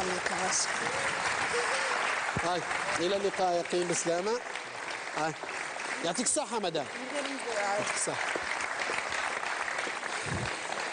على كل الليلة ان شاء الله نتمكنوا انه من نتابعوا العملية هذه وان شاء الله في الايام القليلة القادمة تلقاو الصور اللي تبين أنه سي خالد وبإذن الله وهذه بنته، هذا بالتأكيد أنه قام بمتابعة الأمور الصحية لبنته، وأنه بنته عايشة في رخاء وفي سعادة عائلية، وهذا ما نتمناه في كل العائلات اللي تجينا في برنامج عندي ما نقول لك مشاهدة طيبة للجميع. بعد الفاصل باش نكملوا حكاية درساف اللي هربت مع صديقها من الدار وحبت تكتب عليه صديق. هو متحرف فيا، يعمل يتكلم اي كلمه ولا تحاول ترجع مع داك ما قسم بالله يعمل ولا ما نضحك. اما توا باش نتعرفوا على سي سالمي اللي بسبب مشاكل عائليه هربت مرته من الدار ووصلت الامور ما بيناتهم للطلاق. انا جيت الليله نحبها ترجع لدارها، نحب لها هي.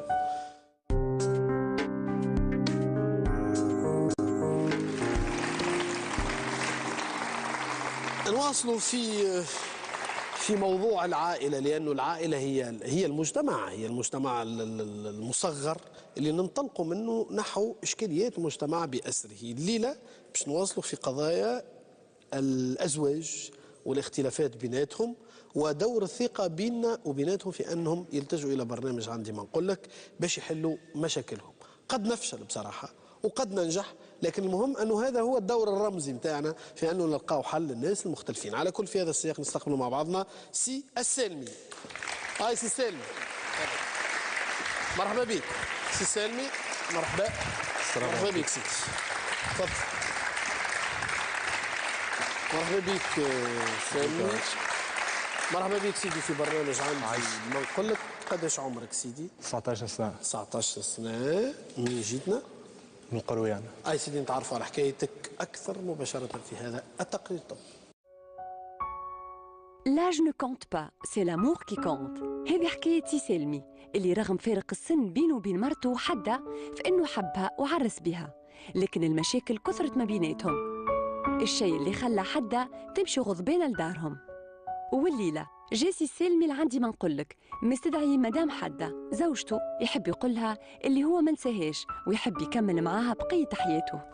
سي سالمي، كيفاش تعرفت عليها؟ تعرفت عليها هي بنت خالي. حبت الوالدة تاخذها لي. عرست في مارس اللي فات. قبل ما تعرس كيت معاها؟ بالطبيعة. حبيتها؟ حبتني. فارق السن قداش بيناتكم؟ 9 سنين. لا مش 9، 12. استغفر الله العظيم. 12 سنة. حسيتوا الفارق هذا ولا لا؟ لا. علاش؟ حبيتها. دونك الحب نساك في فارق السن اللي بيناتكم. حبيتها، خذيتها. عرست في مارس اللي فات. عندك عام؟ أقل من عام. أقل، بقات معايا 5 شهور. وقعت مشكلة في الدار. أنا مشكلة؟ تعاركت في الوالدة. علاش؟ أمور أنا خدمتي فلاحة. شنو خدمتك فلاحة؟ زارع غادي بحذا الدار زيتون فهمتني؟ فلاح معناتها. فلاح. قلت لها اسقيه. اسقي الزرع. خرجت أنا من الدار. كي خرجت روحت للدار تعاركت هي الوالدة. علاش تعاركت هي والوالدة؟ ما سقيتش الزيتون. الوالدة قالت لها اسقي. أنت قلت لها ولا أمك؟ قلت لها أنا ويما. ما سقاتش. علاش ما سقاتش الزيتون؟ هي الايامات هذيك اموره حم تتوحم. المراه حبلة معناتها. حبلة. دونك متقلقة المراه. ما تنجمش تخدم الخدمة نتاع الفلاحة لأنه عندها صغير في كرش. هي هذاك علاش ما سقاتش؟ ما سقاتش. قالت لك هكا، قالت لك هذا علاش؟ شنو كانت ردة فعلك أنت؟ مشات لدارهم. لا أنت كي قالت لك أنا ما سقيتش على خاطرني حبلة ونتوحم، أنت ايش قلت لها؟ عطيتها كفوف ضربتها. أيوة. لا عطيتها كفوف ولا ضربتها؟ ضربتها بكفوف. ضربتها. وهي حامل معناتها. حاملة. وعلاش أنت ضربت؟ غششت ضربتها. أمك ايش قالت لك؟ والله يما حزتها هي فهمتني. لا أمك ايش قالت لك؟ أمي قالت لي الزيتون ما سقاتش كما كان. قالت لي راهي ما سقاتش فهمتني، والبنات خواتي يخدموا عندي الثانية فهمتني، يخدموا فيها وهي في الدار. كي روحت للدار قالت لي راهي ما سقاتش. اي شنو يا اخي علم صحيح، ما سقاتش تشطرطها في كفه، شنو ما سقاتش؟ ما سقاتش تجي المراه تشرفخها باش تضربها بكفوف وحبل اون بلوس. غلطت معها انا هذيك. علاش ما تحاورتش انت ومرتك؟ كي ما سقاتش تلقاك تعمرت انت ما هكا، ولا عمروك ولا كبروا لك راسك، عمروك شطرطاف بالكفوف. تغششت سبحان الله الواحد تغششت. بعد ايش صار؟ بعد مشيت لدارهم فهمتني، مشيت لحقتها لدارهم ما حبتش تروحوا معايا. بعثت عبيد، بعثت عاد المنفذ بعثته 3 مرات. لا هو راهو باش يرجع مرته ما يرجعهاش بعد المنفذ. هي سامحني ساعة عليها، هيك مشيت لدارهم ديريكت عملت بيه قذيفة النفقة. هزة اخوها عملت بيه قذيفة النفقة. مشيت لدارهم لحقتها الوالده ما حبتش ترجع، بعثت عبيد وبعثت كذا ما حبتش. فما اسباب اخر غير الاسباب هذه؟ مش حظك مش حظك. فهمتني. انا الوالده توفى عام الاول. كتب لي كل شيء. خيرني على 9 بنات. كتب لك الرزق الكل؟ الرزق كله. رزق برشا ولا شوي؟ برشا. بعد ما توفى بعد رجعتها باسم الوالده. رجعت الرزق الكل باسم امك. علاش؟ كل واحد ياخذ حقه. يعطيك الصحة. مش نحييك على هذايا. مش انا كونه باش ناخذها انا. لا يعطيك الصحة. يعطيك الصحة. هو معناتها هو كي كتب لي باش يدخل عليا النار، لا انا رجعتها باسم لا هو ابوك كتب لك لانه اخواتك 9 بنات. 9 بنات. الراجل الوحيد. نعرف هو خيرني على كل شيء. مش خيرك، لا انت الراجل يقول لك انت اللي تخدم عليهم في بلاصتي انا المسؤول. هو ما ميزكش، ميزك لانك انت الوليد في العائله. يقول لك هما الكل باش ياخذوا رجال وكذا يا خويا مكتوبهم تو يجيهم وانت في بلاصته. هو كان خذاو رجال هاوكا ربي هنيهم، كان ما خذاوش راك تخدم عليهم. بابا معرس مرتين فهمتني. بابا جاب من المراه الاولى 5 بنات والمراه الثانيه 4 بنات. انا من المراه الثانيه. معرسه منهم. انت قايم بالدنيا الكل؟ قايم بهم الكل. كتبت الرزق لامك؟ هيك كتبت لامي. كل واحد يخلي ياخذ حقه. سمعت هي بالحكايه هذه. مرتي كي سمعت بالحكايه هذه قلت لي كيفاه تكتب كل شيء، الا ما نرجع لك ما ترجع كل شيء باسمك وكذا وشنو. فهمتني. معناتها القضيه مش قضيه نفقه هذول، ولا قضيه رزق تو. معاه. نبهتها بعد المنافذ له. طالبه مع يكري بيا. اللي خلى مرتك تخرج من الدار وتمشي وترفع قضيه في الطلاق ضربينك ليها وهي حبلة، والا فما حكايه الرزق هذا اللي انت رجعته لامك؟ هي مشات انا بعد رجعت الرزق. هي مشات لدارها سمعت بالحكايه قالت لي ما نرجع للدار الا لما ترجع كل شيء. بس شنو الاخر اللي صار؟ فهمتني. مشيت لدارهم. كي مشيت لدارهم بعثت عبيد كذا ما حبتش ترجع. متفاهمين به. تنبست انا وياها من الاول. فهمتني. تنبست انا وياها مشيت كيف العاده لدارهم قبل العركه هذه. كي مشيت وجيت ذهبي ما لقيتوش في الدار. ذهبها هي عاد. الذهب اللي ماخذه لها ما لقيتوش في الدار. وينو الذهب؟ قالت لي ما شفتوش. هاني مدرقه. قلت لي لا ما ريتوش. وين؟ قلت لي ما ريتوش. بالك تسرق؟ الله اعلم. ومن بعد شنو الاخر؟ تو طالبه عليا ذهب. فهمتني. لما نرجع لك ما تاخذ لي ذهبي وترجع كل شيء ما تملك ترجعه باسمك باش نرجع لك. والا ما نرجعش. وانت علاش جيتني الليله؟ انا جيت الليله نحبها ترجع لدارها. حبلة هي. فانا شرطه. تو ماكسيموم في الثامن. على اولادها. على اولادها. قداش ليك ما ريتهاش انت؟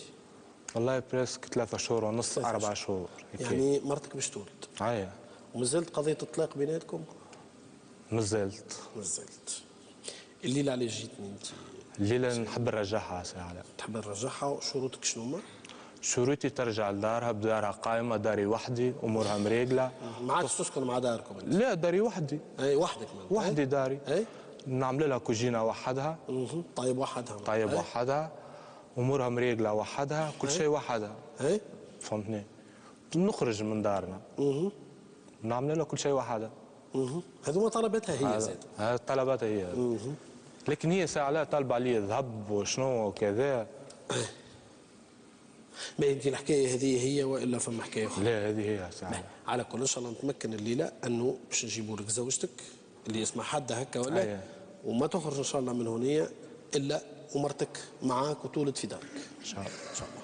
سي سالمي جا البرنامج عندي ما نقول لك حسب روايته يقول انه مرته تغشت، قالها برا يسقي الارض، ما سقاتش الارض، عمرته يدور لي امه ولا اخته ولا العائله وقالوا هذا يا اخي عمل هكايا يضربها، مشات لضربوها، بوه كتب له الرزق لانه عنده 9 بنات اخواته في العائله، فقالوا لي رجع الرزق، يبدو لي المراه تغشت ما حبتش الحكايه، على كل تبدو لي المحصل انه وصلت للطلاق، صدقوا ولا ما تصدقوش انه على ابواب اطلاق.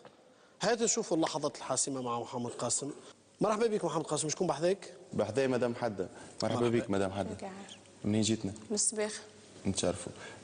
قداش عمرك؟ 28. متزوجة؟ ابارامون انت حبلة، ربي يوصل بلسانك. ثم شكون مستدعيك في عندي ما بقول لك؟ طابت معي تشوف. تفضل.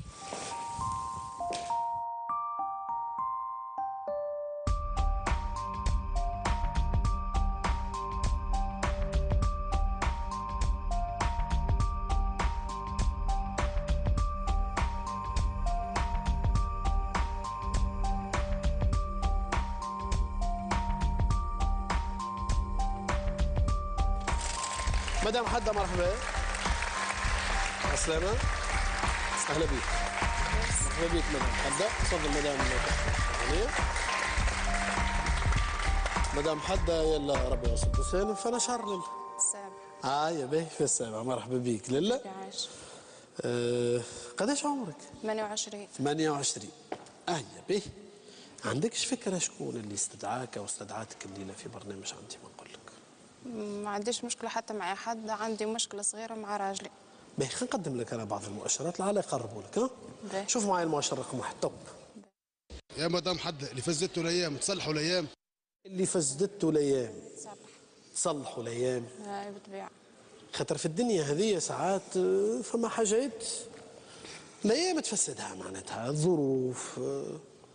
اما واحد ديما نقولوا يبني ما يهدمش. شكون خلف هذا الستار واستدعاك الليله في برنامج عندي ما نقول لك؟ شوف معايا لله شكون اللي استدعاك الليله في برنامج عندي ما نقول لك؟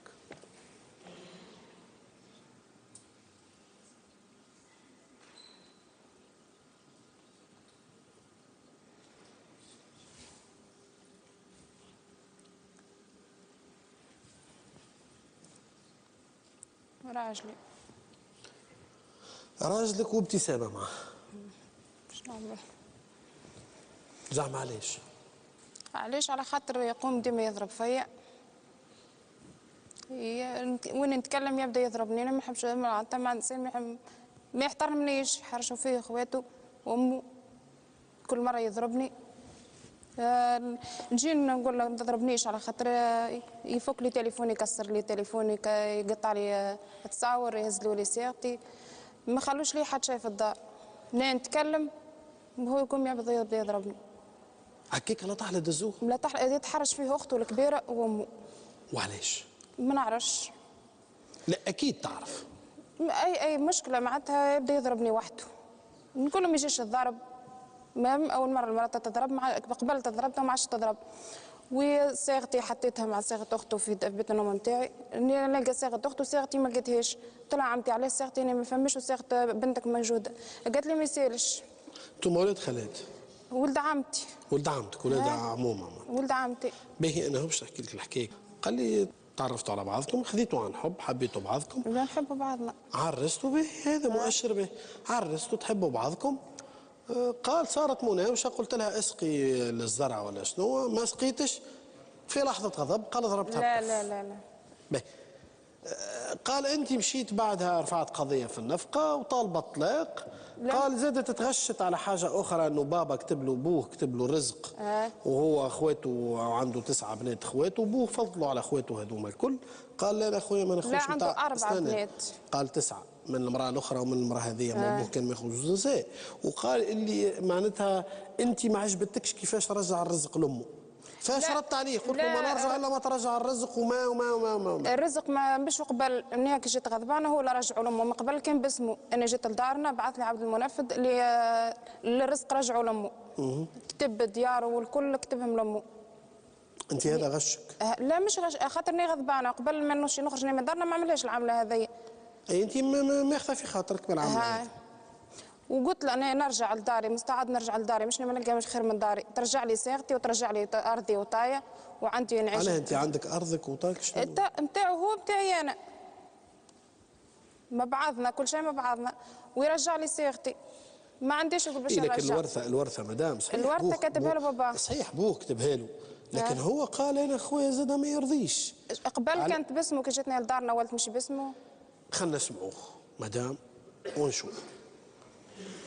يا سي سلمي، هذه يا مرتك اللي عندك 3 أشهر ما ريتهاش، مرتك في الشهر السابع على ابواب الشهر الثامن على ابواب ولادة في الشهر التاسع. هاي خويا كرة عندك 50% عندك انت. اش نجم تعمل وريني؟ اصلا ما حد. سلام. حد انا بعثت لك عبيد، بعثت لك قدام من مره عاد المنفذ، فهمتني؟ ما حبيتش ترجع، عامله قضيه في النفقه، ما حبيتش. ديما نسعى انا للصلح، مش انا نسعى كصغير باش ما نتموش، فهمتني؟ انت ما حبيتش انت تاخذ في راي خوك، اقل حاجه يهبطك للحاكم، اقل حاجه يهزك للحاكم. قدام من مره تو شكيت بيه مرتين تو. شكيت بيك المره اللي فاتت وصالحتك. هي شكيت مرتين انت تو. رجعني عمي رجعني باللي شرطوه عليك وعاود تعمل في تضربني عاود تعمل بالظهر لك. انت شكيت مرتين تو. انا نسعى للصلح، انا نسعى الصغيره في كرشك، يعني ما نحبش نيتم ولدي. باش يطلق ما بعثوش لي باش ترجعني. نعم؟ عبد المنفذ بعثوه لي باش يطلقني مش باش ترجعني. لا بعثوك من له. لا هاي سالي. نعم. يبدو لي المرأة موجوعة من مسألة الضرب. ضربتها برشا مرات ولا مرة؟ ضربني برشا مرات ويضربني لا سي على مش صحيح. ضربني بالغاز. باش؟ بالغاز. كيفاش بالغاز؟ قسما بالله. باك البومبا غاز اللي يرشوا بها؟ هاي. يا ولدي. والله اخي مظاهرة عندك في الدار انت؟ يا اخي المرأة مبراكيتك. بالك براكيتك المرأة باش ترشها بالغاز، وحتى كي براكينا حد ما بومبا غاز ما جدوهاش، ممنوع. والله ضربني بها. سي علاء. سي علاء هل يعقل انا باش نضرب مرتي ببومبا غاز؟ انت منين جابتها؟ والله ضربني بها والله. يا بنتي ثبت عرفتها شنو هي البومبا غاز يا مدام؟ ما كنت تعبرك قسم بالله ضربني بها. سي علاء انا البومبا غاز هذه نسمع بها عند عباد. لا ضربك بها ولا رشك بها؟ تعرف اني قاعد وهو عمل لي بها فش لاني دخت. فش هكا لاني دخت. برك وانت حبله؟ والله حبله. يا ورجل. سي علاء اقسم لك بالله، اقسم لك بالله البومبا غاز هذه نسمع بها عند عباد. هي تو جابتها من راسها؟ بالله اللي موجوده عنده في الدار. اسمعني. نعم. شوف يا سالم، كان باش تحكي معايا بصراحه وبصدق خنفضوا الموضوع الليله. كان باش تعاند وتقول لا هذا ما صارش، راه مش باش يصير حتى شيء. سي علاء نحكي معاك بصراحه. تي بالي شنو منين جابتها؟ فهمتني؟ يا مدام. سي علاء هذه موجوده قسما بالله موجوده. هاي قال تضربني بومبا غاز. والله موجوده في الدار. باه. لاني دخت اصلا ضربني بها. ما كيفاش دخت؟ كيفاه؟ يا ولدي هذه مرتك ولا ما فهمني؟ كيفاه نضرب مرتي بومبا غاز يا علاء؟ هاي هي قالت اخي انا قلت ضربني بها. احكي معاها والله ضربتني بها. فكر قدام دار باباك وانا نروح لبيتي. كيفاه؟ قدام دار باباك بحذاك امك واختك. ضربتك هكاك؟ ضربتني قاعده بجنبي وعملت لي فشه بالغاز لاني دخت. انا جبتها من راسي. لا مش هو.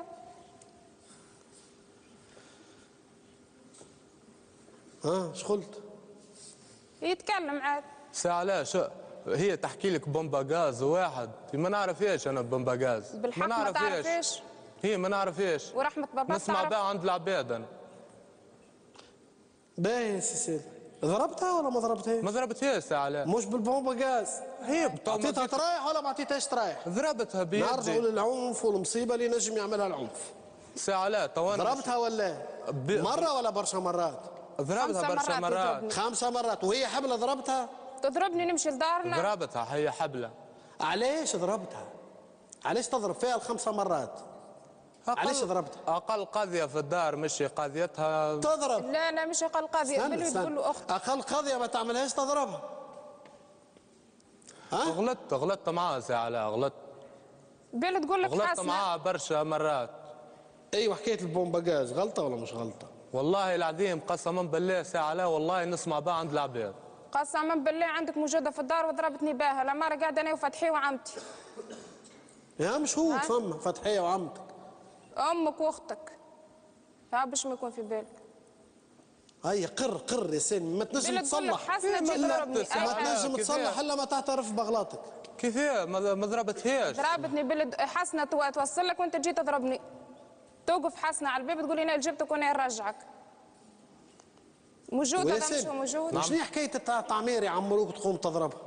المفروض حياتك الخاصه هذه بينك وبين مرتك ما يتدخل فيها حد. ساعة هي دارها وحدها، بدارها امورها مريقله وحدها. داري يحكموا فيه الكل. خويا امك واختك يحكموا فيا. فيش مدام؟ فيش يحكموا فيك؟ يحكموا فيا. عندي لوزتي انا نخرج من بيت النوم نتاعي وهي عامله بيت بحذايا. نخرج اقل حاجه شبيك يا قايمه تو شبيك ما نعرفش شنو تعملي ده هكا تقول لي تعرفي انا اللي جبتك انا اللي نرجعك. انا اللي جبتك من دارك انا نرجعك لدار. مناور نقول له جيش كيما هكا الحديث. قلت الراجل كذا. ايش يقول لك؟ يسكت ويخرج يتغشش يمشي بحذايا يعيطوا له يتعشى يخرج يجيني متغشش. ما نحبش نكلمه. في الصباح يعمل لي عركه. نقوم نمشي لدارنا. مرة شدني في رمضان عطاني تريح اللي هي مشيت لدارنا ما مشيتش شكيت بيه. رجعني ولد عم بابا وعمي. سقطت عليه ورجعت له لداره. انا خلطت وقالت لي كيف نفختي علاش ما كملتيش نفختك؟ قعدتي في دارك مش كنا نبعث لك. به اللي خلاك تخرج من الدار هو الضرب العنف. الضرب. به شوف يا سامي. مرة أخرى هذه ولات فهم يغيب على طعام. إذا كنت تتصور أنه الحوار مع المرأة غير كافي وأنه العنف ممكن يؤدي إلى حل المشكلة، هاك تشوف النتيجة المرأة خرجت.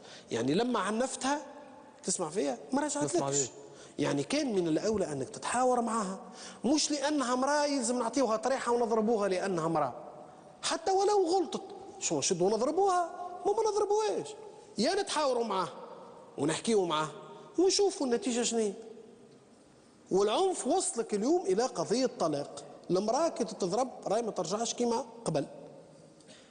والعين بالعين معناتها. كيما المرأة زادت تضرب راجل نفس الشيء. يجيوني في عندي ما نقول لك سيأتي وترايح على رجاله.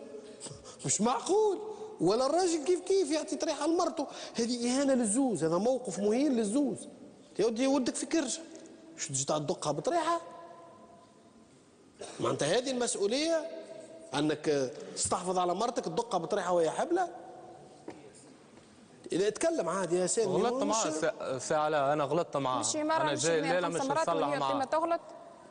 فهمتني. قالت لك ديما تغلط؟ ديما تغلط، ديما نعدوا الغلطة. قداش واش نقدر نعدي فيها أنا الغلطة؟ سبحان الله على الواحد غلط. مرة تجي الغلطة مش كل ديما كل 5 مرات تضربني. هي غلط سبحان الله. ديما غلطة. وحكاية الذهب هذه شنو؟ ساعة لا هذه حكاية الذهب. مشات من الاول في رمضان ولا شنو لدارهم. جات من دارهم قالت لي ايش تقصد؟ انا فهمتك. تقصد اللي هي هزت الذهب لدارنا. لا ساعة لا. مشت وصلت دارهم وجدت هي. اي فهمتني. فقدت انا الذهب. فقدت الذهب معناتها هي هزت. لا شكيت. ما قلتش انا هي هزت. شكيت فيها. الذهب ما مشيتش ناوي حماتي للزيتونه نتاعكم. يا ساعة لا. أنا ما قلتش راهي هي هزاته. ايش تحب تقول يا أنا الذهب فقدته أنا. ايش تحب تقول؟ فقدته لروحي الذهب جيت نلبس فيه ماشي لدارنا، جيت نلبس في ساقتي ماشي لدارنا. قلت نلقى حتى البصل حطيته فيها ما لقيتوش، قلت لك يا منور راهي الصاغه ما لقيتهاش، علاش صاغه حسنه انا نلقاها وصاغتي هنا ما لقيتهاش، شكون هز؟ انا كنسكر الدار نعطي المفتاح لاخواتك ما عندي لشكون نعطي؟ سكر بيتي نقول لها حسنه هاو المفتاح بحذاك. نمشي انا وعمتي اي بلاصه نخلي المفتاح عند اختك. باهي انت علاش جيت يا سالمي اليوم؟ هذه مرتك قدامك ايش تحب تقول لها؟ غلطت معاك نصلحوا ونرجعوا كيف كنا واخزر الصغيره في كرشك. نرجعوا كيف كنا ترجع لي صيغتي وترجع لي معناتها رزقي والكل، الساعه ذيك نرجع لداري، اما تو مادام صيغتي ما رجعتش ليه ما نجمش نرجع. شنو رزق؟ ترجع لي صيغتي، ترجع لي داري، كاتبها لامك الدار مكتوبه لامك كل شيء. اش خليت لي انا باش نرجع معك للدار؟ فين باش نقعد؟ فين باش ايه بدارك مكتوبه لامك الدار. بدارك لا مكتوبه لامك. اش خليت لي؟ كلهم كاتبهم لامك. دارك قايمه امورك مريقله. داري مقومه عرفتها اما مش باسمي ولا باسمك، باسم امك. نكتبها لك باسمك؟ تكتب ترجع دارك باسمك ولا لروحك وترجع لي صيغتي، ترجع لي حقوقي، نرجع لداري. لا مادام انت خذيت الراجل، ما كي المراه تاخذ راجل راهو مش تاخذوه بدار وتقيد معاه دار في الصداق ولا تقيد معاه ولا تقيد معاه رزاق. دارو كاتبها له باباه. اي بيته كاتبها له باباه، ديارو مالت يرجعهم كتبها من جات لدارنا وكتبهم لامه. عندي 3 ايام غضبانه في دارنا. انت خايفه لا يخرجوك ولا ايش خايفه؟ بالطبيعه يخرجوني، من ما يخرجونيش يخرجوني. شكون باش يخرجك؟ يخرجوني من داري. ايه شكون باش يخرجك؟ اخته الكبيره حسنه تقول لي راني انا جبتك انا نرجعك. نتلفت لعمتي تقول لي راكي مطلقه اليوم ولا غدوه. هو كيف زاد يقول لي مطلقه اليوم ولا غدوه. ايه انت بدارك قايمه، شكون باش يخرجك انت؟ مالا انت خذيتني على الدار انت. مش خذيتك على الدار، مش خذيتك على الدار، انا خاطر قبل بدارك وتوك ما عندكش دار. ما عنديش توك رجعت. تو ما عندكش دار.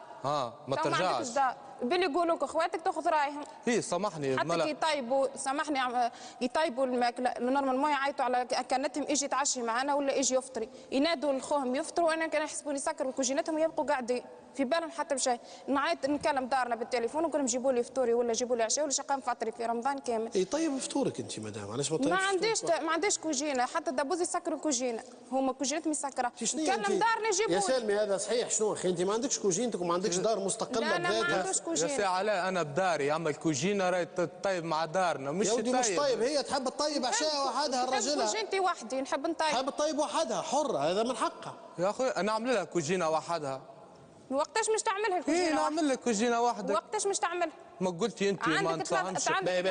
اللي فهمته مدام توا راجلك انت علاش جيت امان؟ تو ما فهمتش علاش جيت.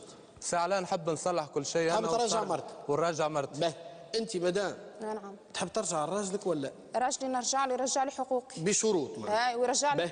شنو هما الشروط نتاعك؟ يرجع لي صيغتي وداري وعندي نعيش زاد من دارنا زاد هزهم بحالي. يرجع لك الوحدين نتاعك. ونولي ديما ما عادش يضربني وما عادش يضرب. وبعد علي اخته الكبيره دي بعد علي امه ما عادش يضربوني ما عادش يحرشوا علي.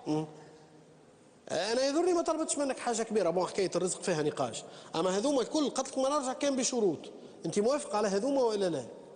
لا سي علاء مش كموافق. نهار الخميس برك بعث لي عبد المنفذ. ايه سامحني لحظه، انت طالبه علي ذهب؟ بالطبيعه ما انا كيفاش؟ انا هزتهولك ذهب؟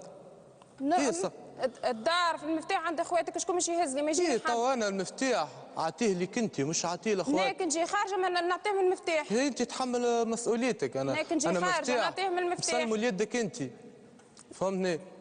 انت تحمل مسؤوليتك. شو انا ما نرجع له ما ياخذ لي ذهبي؟ شكون باش يهز لي صاغتي من بيتي؟ شكون باش يهزها لي؟ شنو؟ شكون باش يهز لي الصاغه من بيتي؟ شكون باش يهزها؟ يا ودي انا اعطيك مفتاح دار انت تحمل مسؤوليتك. لو كان جي عندي انا المفتاح انا يا سالم انت شنو هي المشكله؟ انت طيب لها خاطرها قطعه ذهب ولا كادو ذهب وخليه يوفى الموضوع. انت شنو مشكلتك؟ بيك شديت الباس في المفتاح انت وفي الذهب. انت ما كنتي تحبها مرتك هذه. انت يا سيدي حسبها ضاعت الصياغه، خذ لها صياغه اخرى فك علينا بقداش الصياغه. ايش بيك شدد؟ تبارك الله امورك لاباس حسب ما قلت. انت جات في صياغه باش نرجعوا مراه نرجعوها اخويا ناخذوا لها صياغه. خزرت للصياغه وما خزرتش لولدك اللي في كرش. اقف بحذايا مدام تفضل.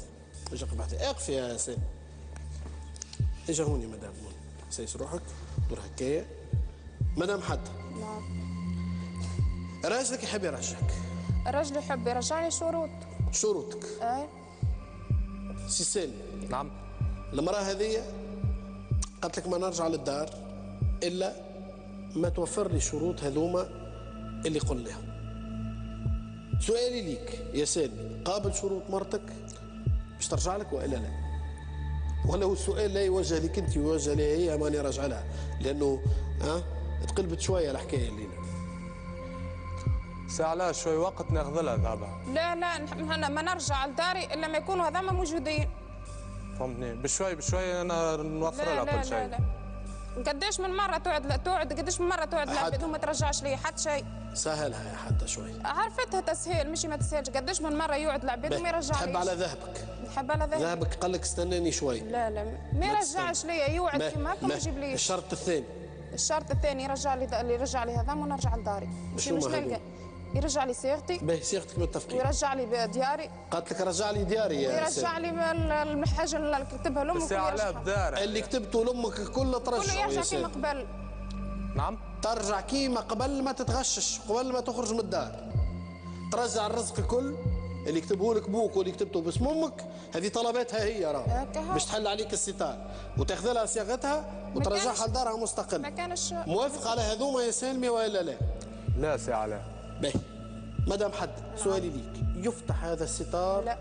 عندك صغير راك باش تولد. عندي صغير يرجع لي. تولد في دار يرجع لي هذا ما نفتح الستار. ما فماش ما فماش. عندك صغير في كرشه يودي في الشهر الثامن المراه. يهديكم اش بيكم شنو العناد هذايا وكسوحية الراس يا ولدي عندكم صغير باش يتولد. سي علاء سامحني معايا امي تحب تزوج بها ما يصيرش. امك علاش بيه؟ عندها ما تحكي. لا خليها ما يصيرش انت المعنى. سي علاء. نعم. انا نرجع اللي كتبته الوالده نرجعه، اما الذب شوي وقت وناخذه لك. وصيغتي شوي وقت وناخذه لك. لا قديش من توعد وما ترجعش ليا. سالمي شده صحيح يا سالمي. ترجع لها ذهبها والرزق الكل اللي كتبته باسم امك. كان قبل باسم والدار نتاعها ترجعهم لها الكل. وصيغتي وبعدش تحضر نسم ملاح وبعد نرجع لداري ما يسالش مش هربانه من داري. سالمي. نعم. موافق على الشروط هذه الكل يا سالمي ولا لا؟ سي علاء طالبه ذهب انا ما نكذبش عليك ونقول لك باش ناخذه لها شوي وقت وناخذه لها.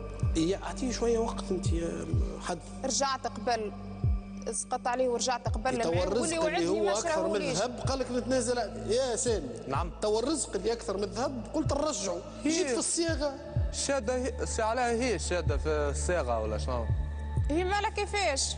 شوي وقت وناخذ يا حد انت ايش بيك رابطه الصياغه وفلوس الدنيا والورد؟ هذاك هو صيغتي هذيك تهزت. راهي الدنيا كل مش فلوس. صيغتي تهزت وجيت قلت له رجع لي صيغتي وتفاهمه مع رئيس الوزراء. انا حسيتك تساوم فيه توا انت يا حد.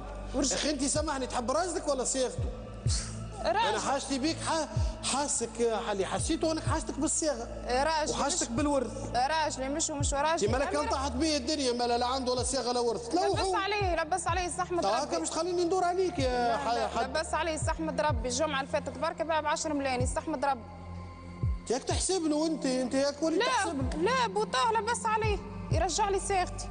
شوي وقت قالت ايه اهلا وسهلا قالت لا كل واحد يمشي عادي. معناتها الزوز عنده وليد صغير في كرش معناتها مرتك باش يمشي ضحيه معناتها. ضحيه طرف الصياغه وطرف فرض طرف حيول. تحكيوا على وسخ الدنيا معناتها. في عذر مرتك في دارك توا. بصغيرها وحبلها في دارك. وانت مدام زاد سامحني منك في عذرك في دار راجلك وجايه تقسم بين الاخوه زاده في الورد وتحكي على صياغه زاده سامحني زوز اللوم كمان. ما قسمتش عليهم. خرجني من داري. مدام زوز اللوم خرجني من داري جبدني من يديا جبد لي تصاور نتاع العرس قطعها مكسر لي تليفون قلت له عليه قال لي مروحي لداركم راكم طلقه ماكش قاعده. تصاور العرس تصاور جبدني مقطعهم الكل. بربي خلينا نشوف امك ترجعكش بربي اقعد يا مدام انا ما نحبكمش تروحوا هكا.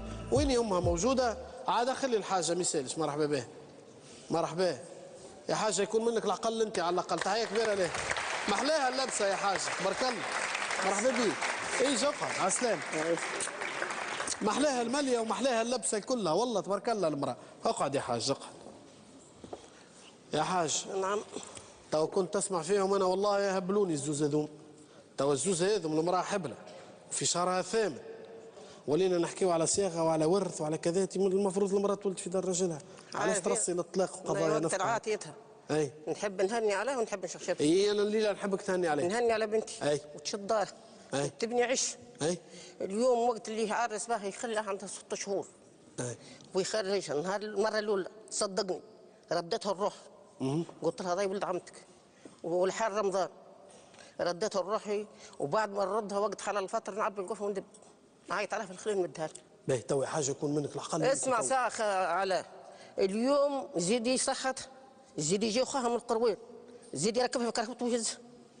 تطلع لها الطفل الكبير تقول لها حشيك غضبتي وليتي روحك حشيك الكلب حش المجموعه تصقر في خلاها وخاها وروح قالت شدي دار يا رحمه ابويا خلينا ندخلوا بالحسنى هذه خلاها وروح قلت عائله واحده المشكله انكم اقارب خلاها وروح اي قعدت عنده صامت عنده 13 يوم في رمضان اي خلاها تروح تجيني كما هك الحمى وها هي الشهاده شعرها مقطع في ظهري نسل لها في راسها والحم هذا كما هك تو الضرب صار والمشاكل صار اسمع ساعه لا ما نحبش الاوراق يا حاجه ما يتيحش الغلب على واحد يا حاجه دقيقه ايوه تو انا ما نحبكش زاد تعمر بنتك باش تطلقها ما نعمرش بنتي وفيها ما نحبكش تعمرها باش تطلقها يفضل لها دار بايعها لامه كاتب له بوي وحياته الارض والزيتون والديار والبطينه نتاع الجيش واسمع والبطينه نتاع الجيش الكل كتبهم لامه وقت اللي خرجه وصوت مشيت قدمت فيها شكيت به جاني خال وخو امه نهاك تقعد عنده 5 ايام قال هذا مش حاجتي بك انت حاجتي بورقه بالورقه دي اللي سقطتي علي ويخرج جتني بعد العيد الكبير بس لباه 5 ايام لليوم يا حاجه تو انت راك تسخن في الجو حاجه لا دقيقه يا حاجه لا سامحني عاد دقيقه حاجه تو انا جبتك لهنا باش نلطفوا الجو ونلقاو حل بين الطفل والطفل والوليد اللي في الكرسي يرد لها نتاعها ترجع لدارها اليوم قبل الغدو ترجع لدارها ماذا بيا تزيد في دارها ما همش نتاعها هما نتاع راجلها يا حاج الورث نتاع راجلها معناها راجل تاخذ هكاك بوش معلق كيما تقول امه تقول بوش معلق ما قال عليه انت خذيته بالورث يا مدام مش بالورث استنى خذيت له ابوه كاتب له قدام ما يموت هي طاحت به الدنيا الراجل مثلا يلزمك وكان جابوه مش كاتب له انت تو كان جيتني بالسياسه ما تعطيش بنتك سامحني كان جابوه مش كاتب له تعطيه بنتك نعطيه هذاك على قيم السيف ما عندوش اما اليوم علاش انا اللي ما عجبنيش في الحوار تخرج بنتي تصوتها تخرجها وتمشي تكتب لامك ما تخليش حتى من الدار اللي يرقد فيها انا مدام دخلتك باش تلطف في الجو حتى من الدار اللي يرقد فيها اقف بحذايا يا مدام اقف يا سالم سالم نعم موافق على الشروط هذوما الكل والا لا؟ لا سي علاء مدام باش نبداو متفقين على قنطره صحيحه انا ما نحبش نحكي في الفلوس وما نحبش نحكي في الورث والحكايات هذوما انا كرههم ما نحبهمش صحيح الموضوع تطرح لكن وقت اللي تبدا فما مساومه بين ما هو معنوي وبين ما هو ذهني والا اجتماعي والا كذا مع مادي المعادلات تبدو مقلوبه لانه المفروض انه يتوفر جزء هام من الاخلاق في حديثنا وانه الفلوس حاجه والقيم حاجه وقت اللي يختلطوا ببعضهم في موضوع فيه امراه حبله وصغيرها في الشهر الثامن ومستقبل صغير ما نحبش نحكي في الورث وفي الفلوس كي تكون في اطار مساومه مع القيم. سؤالي ليك يفتح هذا الستار تروح لنا الدراجه؟ لا شكرا لك الى اللقاء. يا سيدي مع الاسف يا سلمي علاش؟ امها واخوها هي فهمتني؟ امها واخوها هما حاطين العصا انت زاد هيك روحك شويه مرخوف شويه ايش بيك انت حتى انت زاد ظهر فيك مسيب الماء على البطيء. انت لا تحكم زاد في مرتك ولا تحكم في دارك حتى المراه لا كوجينه عندها يحكموا فيها اخواتك تحكم فيها. لا سي علاء سي علاء استنى وحدي انت وين وحدك؟ انت وحدي يا علاء سي علاء هاو عندكم كوجينه مع بعض. هي كي عرست مع دارنا هي معناتها مع داركم هي مع دارنا. اللي باش يعرس ويحب يهني على روحه يلزم يستقلب ذاته خاصة وأنه المرأة رافضة تعيش مع داركم ومع كذا هيك علاش شدت صحيح في حكاية الدار. وحاجة أخرى سامي نعم عمرك 19 سنة ما زلت صغير على العرس أصلا أخذيت يبدو لي مسؤولية أكبر من حجمك أكبر من مخك ومن طاقتك ويبدو لي أنك ماكش عارف شنو اللي تعمل. هذايا ما خلى أنه عائلتك يتدخلوا في حياتك ويتصرفوا فيك وما تلومش اليوم على مرتك ولا على حماتك أنها زادت تتدخل في حياتك وتتكلم في بلاصتك وتفرض عليك شروط لأنك أنت أصلا حسب اللي فهمته أنا وسامحني غير قادر على استيعاب الموضوع. جو تي بيان العرس راهو عايش خويا مسؤولية استقلالية نجموا ناخذوا نساء أكبر منه كي يبدا في مجال محدد مش مشكلة بعد الفارق كي يبدا 25 و 30 سنة يولي فارق كبير. أنت ما زلت صغير حاول كيفاش تراجع حساباتك باش تنجم تنظم حياتك وتعيش. إذا كان عندك أخبار طيبة في الأيامات الجاية تهز تليفون سيدي وتكلمني. تحية كبيرة لسامي شكرا لك. السلام عليكم.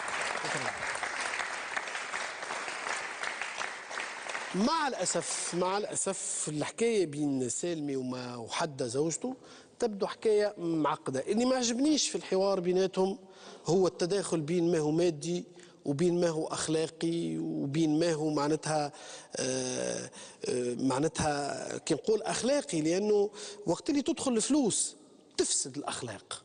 مش معناتها كل واحد عنده فلوس ما عندوش أخلاق، لا، الفلوس كي تمشي في مكانها الطبيعي وإلا الورث وإلا الذهوبات ولا حكايات كي تبدأ في مكانها الطبيعي راهي ممكن تهذب الأخلاق، لكن وقت اللي يقع التداخل ويقع الخلط في قيم تتمس وتهتز، وقت اللي المعيار يتغير وقتها النتيجة ستار مسكر، مرأة حبلة في شهرها الثامن باش تطلق، وليد عمره 19 سنة ضحية، هو اللي باش يدفع الفاتورة ويدفع الثمن. مشاهدة طيبة للجميع.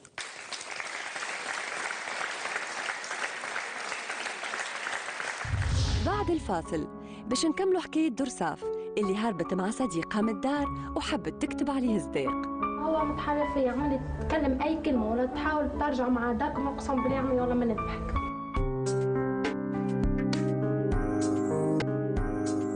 الكلنا نتفكروا حكاية درساف اللي هربت من دارهم مع صديقها وجيت لعندي من نقولك تحب تقنع أمها تكتب لها صديق.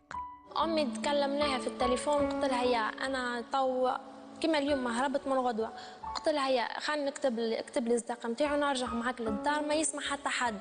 هي لا، مشت للمركز وتحكي للعباد كانوا هزني بالسيف، فضحتني. أما هو ننسى الدنيا الكل. أبو؟ أوي نحب. شكون تحب أكثر ولو السؤال لا يطرح؟ أمك ولا صاحبك؟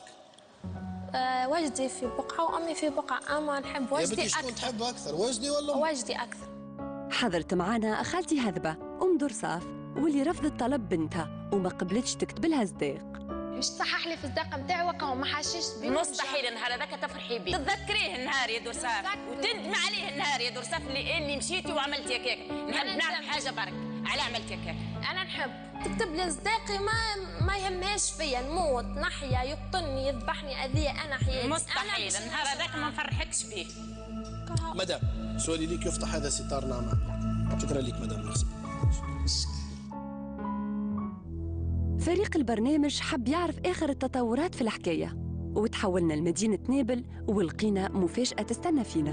مشيت أنا البرنامج مشى معايا هو، وأنا مشيت ساقية كلها بالدم ويزني نحكي الكلام هذاك ونكذب أمي ونحكي الكلام هذاك في دارنا الكل، خاطر هو متحرف فيا، عمال يتكلم أي كلمة ولا تحاول ترجع مع داك، نقسم بالله عمي ولا ما نضحك. ومعاه سكينة ومعاه هدقات. معناها حدك في الدار مسكر عليك ومع امه واخواته يضربوا فيا، امه من شعري تشد فيا. ديجا نطلع نعدي عند طبيب نفساني يعني. عينيها ما عادش ترى باها، عينيها من اليمين ما عادش ترى باها، وتوين كان نهز فيها ونرجع لطبيب نفساني. انا نحب ناخذ حق بالحاكم بالقانون باللي يحب هو ناخذ حق بنتي. هي طفله صغيره وهزيتها واحده بنتي، وبعد ايش هي هربت يا خلت عليها يشدها من اخر ثاني، مره شدتها امه ومره شدها هو، ولا مسكنه وقت اللي جات توري فيها في الترسه نتاع الحبل في ساقاها ذي كلها بالترسه نتاع الحبل. عليه يا خدرة هربت لي حاجه نقابلني للاسرائيليين، هربت حاجه اللي العيله مذيبه ما نعرفش وين كانت انا بنتي. تعرفي كي جات بنتي حتى ما تنجمش حتى كلمه تتكلم وقت اللي جبتها من الواحد، جبتها في غيبوبه بنتي يعني ما كنتش في حاجه بنتي انا كي جبتها. نهار وقت اللي مشيت البرنامج الحوايج هذوما كل لاصقين بالضبط سكينه على بدنها، لحمها مراولها لاصقين بالحارقه نتاع النار. عليه يا رسول الله عليه كي انت مش هزيتها بمامور حب، وهذاك الكلام نقولوه له كل بالضرب وبالتهديد. لا يزي مدلس اسمه، لا يزي تحته سكينه ب 14، لا يزي بومبا غاز، ولا يزي وهز بنتي مسطرها تسطير وهزها لعندي ما نقول باش تايق قضيتك. وهذاك كله في الاخر ما نلقاش حقي عليه، وفي الاخر يطلع الحاكم ويراها الحاكم موجوده في الدار يقول لهم طفله مثلا وطفله موجوده فما يجي وما عنده الفلوس كل شيء، وريني في الحاله هذيك وما يزنيش، يخليني في عميك ويمشي على راه خاطر يعطوا فيه في الفلوس. يجي يشرب ويفطر وكل شيء فميك. معناها بورتون انت كنت عامله قضيه وكل شيء وشاكيه وتلوج على بنتك وحطيتها للشاشات وتم اعوان القهوه وشافوا امك ما تحركوش باش ومره لبسوها الخمار مشيت المركز نتاع قال لي يا مدام رانا خرجنا وروح راهي فما طفل لابس الخمار قلت لهم هذيك هي بنتي هما ما عندهمش شكون لابسه الخمار ما عندهمش شكون متداينه. وانت كيفاش هربت؟ هما موقت شد وكل شيء مشوا يتلاهين في والدهم. هما اللي في المشكله نتاع ولدهم هي باش الوقت لقيت فرصه وهربت للحاكم ما شدهاش حتى الحاكم ما هزهاش بنتي اللي مشيت مسقرها للحاكم. هربت وامه بهذاك كل خالطت في جارتي تحرشت تعملي تحكي اي كلمه هكا وتعملي ولدي الكبير مازال برا والله ما يحلك وجهك. انا حتى طفله هربت بالروح للحاكم وخلصت لها امه واخواته هذا فيها. طيب انت درست برشا عباد لامت عليك كيفاش حكيت مع امك كي كنت حضرت معنا في البرنامج وكيفاش الرياكسيون نتاعك معناها رد الفعل نتاعك كيفاش حكيت هذاك الكل عباد ما فهمتوش. يعطيك الصحه. انت كنت تنجم تقول لاي حد فينا نحن فريق الصحفي اللي كان معاك كنت تنجم تقول لي راه مضغوط عليا معناها عليه انا كريت كيف يجي فميكا ويريني في الحاله ديك ويخليني فقدت الامل انا في الحاكم. انتوا باش تكلموهم على الحديد والغازه ولا خفت اكثر يلزمني نحكي هكاك. ديجا انا بعد ما عدوني في الحلقه رجعني وكهربت للحاكم مشيت للسانتر هجتني امي ما روحت معاها بقيت قداش 22 يوم هكاك 22 في السانتر تاع تونس. بعديك عينت لي جلسه هنا روحت مع امي وكان تبع في حقي بالحاكم وبهذاك الكل زاد الحق ما خذاليش حقي. وكي قعدت في السانتر خذيت علاج دواوي وتلهوا بيك؟ اي فما فرميت نجي تعدي عليه. كان طوعني نعدي على طبيبه نفسانيه وعدي على راسي زوز. علاش؟ يضرب فيه على راسي خاطر هو برشا هو وامه واخواته نعملوا فيه. كيفاش يضربوا فيك؟ احكي لي بالضبط. مثلا كي مرتين انا نجي نهرب لهم يشدني مره امه مره هو حيحرق فيا وخبش فيا خلي معامل فيا وامه تشد فيا من شعر. هربت انا مشيت للحاكم خلدت عليا امه واخواته حرشوا فيا تعملي تقول اي حكايه ولا ضربنيك ولا كهزني ولدي بالسفره تعملي انا واخوها البرا الكبير مش خاطر هو تشد صعيب عملي والله العظيم ما يشوك في وجهك ما يعمل لك عمايل ما تصوريش على مخك. خلوا لك حاجه هما في بالك باش يكملها طفله حطمها عمرها 17 سنه يهزها يحطمها يعمل فيها المستحيلات السبعه يعملها معاها. درصاف كي رجعت كيفاه مشيت هي نهارها كيفاش هزها وكيفاش ملي رجعت انا بنتي شارع ما تطلعلوش انا بنتي حطمنا عائله كامله ولدي شارع ما يطلعلوش. وكي درصاف مشيت للمركز تم فحصها من قبل طبيب شرعي ما عطوهاش كانش كي توقف هو كي توقف انا مشيت سمعت بيه توقف مشيت قلت لهم وين هي بنتي؟ سكتوا حد ما رجع لي كلام لقيته امه واخته في البيرو نقزوا عليا ساعتها في البيرو ومرمتني في البيرو كنت محمد وقابل بحالتي يعيط وطلع همومه وخلاني انا تاعك. باهي جاني قال لي واحد منهم جاني قال لي يا خويني بنتك قلت له تمنيكوا عليا انتم حاكم ولا انا الحاكم انتم نسفلكم بنتي ويني؟ انا عاودت شكيت وقبلت سيد وكيل الجمهوريه رجعني من اول جديد في قضيه بنتي بحث فيها من اول جديد وجابوها كل وقت وعملوا لنا مكافحه معاه وهما بعثوا التقرير الطبي هذاك الكل هو قضيه تاع 30 سنه. التقرير الطبي شنو عطاوك فيه؟ هذا التحرير وتنجموا تقروه وناخذ حقي بالحاكم بالقانون ناخذ حقي يعني قضيه كيما هذه ما تعديش دريبه بنتي خاطر من النار حرقها بالنار. معنى حتى العدليه كي يبدا واحد قاتل جريمه قتل ما يحبوهوش في النار. تحبي التحقيقات اكثر الاوقات هذاك على هذا البرنامج. نحن فهمنا الحكايه هذيك اما حبيناك انت تتكلم مش احنا نتكلموا في بلاصتك. تكلمت وعندها بحث بنتي وتكلمت قالت لهم هزني بالسيف. هي كانت تنجم تتكلم وهي عندنا في البرنامج انا هذا اللي نلومها عليه. انا خايفه منك. عليه انت ممكن خفت ما كنت تنجم بالعكس جاتك الفرصه بحذاك امك وبحذاك كيف كامله كانت تنجم تقف بجنبك. يعني انت كنت تنجم تقول لامك يا امي اخلط لي اما انت واللي نعاود نقوله لك العباد لامت عليك فيه اللي انت ظهرت لي انت ما عندكش باش تعيش مع داركم هو ظاهر كوم سي انت حافظه كلام وتقول فيه ظاهر 4 أشهر كانوا 4 سنين تصوروا احنا على كم ياكل في المصدط بالتعذيب ومسكرين عليك البي ومكتفين كيف تحب صار فيا تمنيت وقتها كان جيت تحضي امك؟ طبيعة كان جات نجم هي تقفى معاك؟ لا غلط، اما انا ماذا بيا ياخذوا لي حقي كا اكثر. هذاك اش طالبه، ما عادش اصلا نجم نخرج للشارع. عليه تحتي ما تصور طفله يزعل التلفزه تحكي كيكه وتعدى عليه شيء هذاك الكل والعباد ما ترحمش. اصلا ما عادش خالي الواحد باش يخرج للشارع.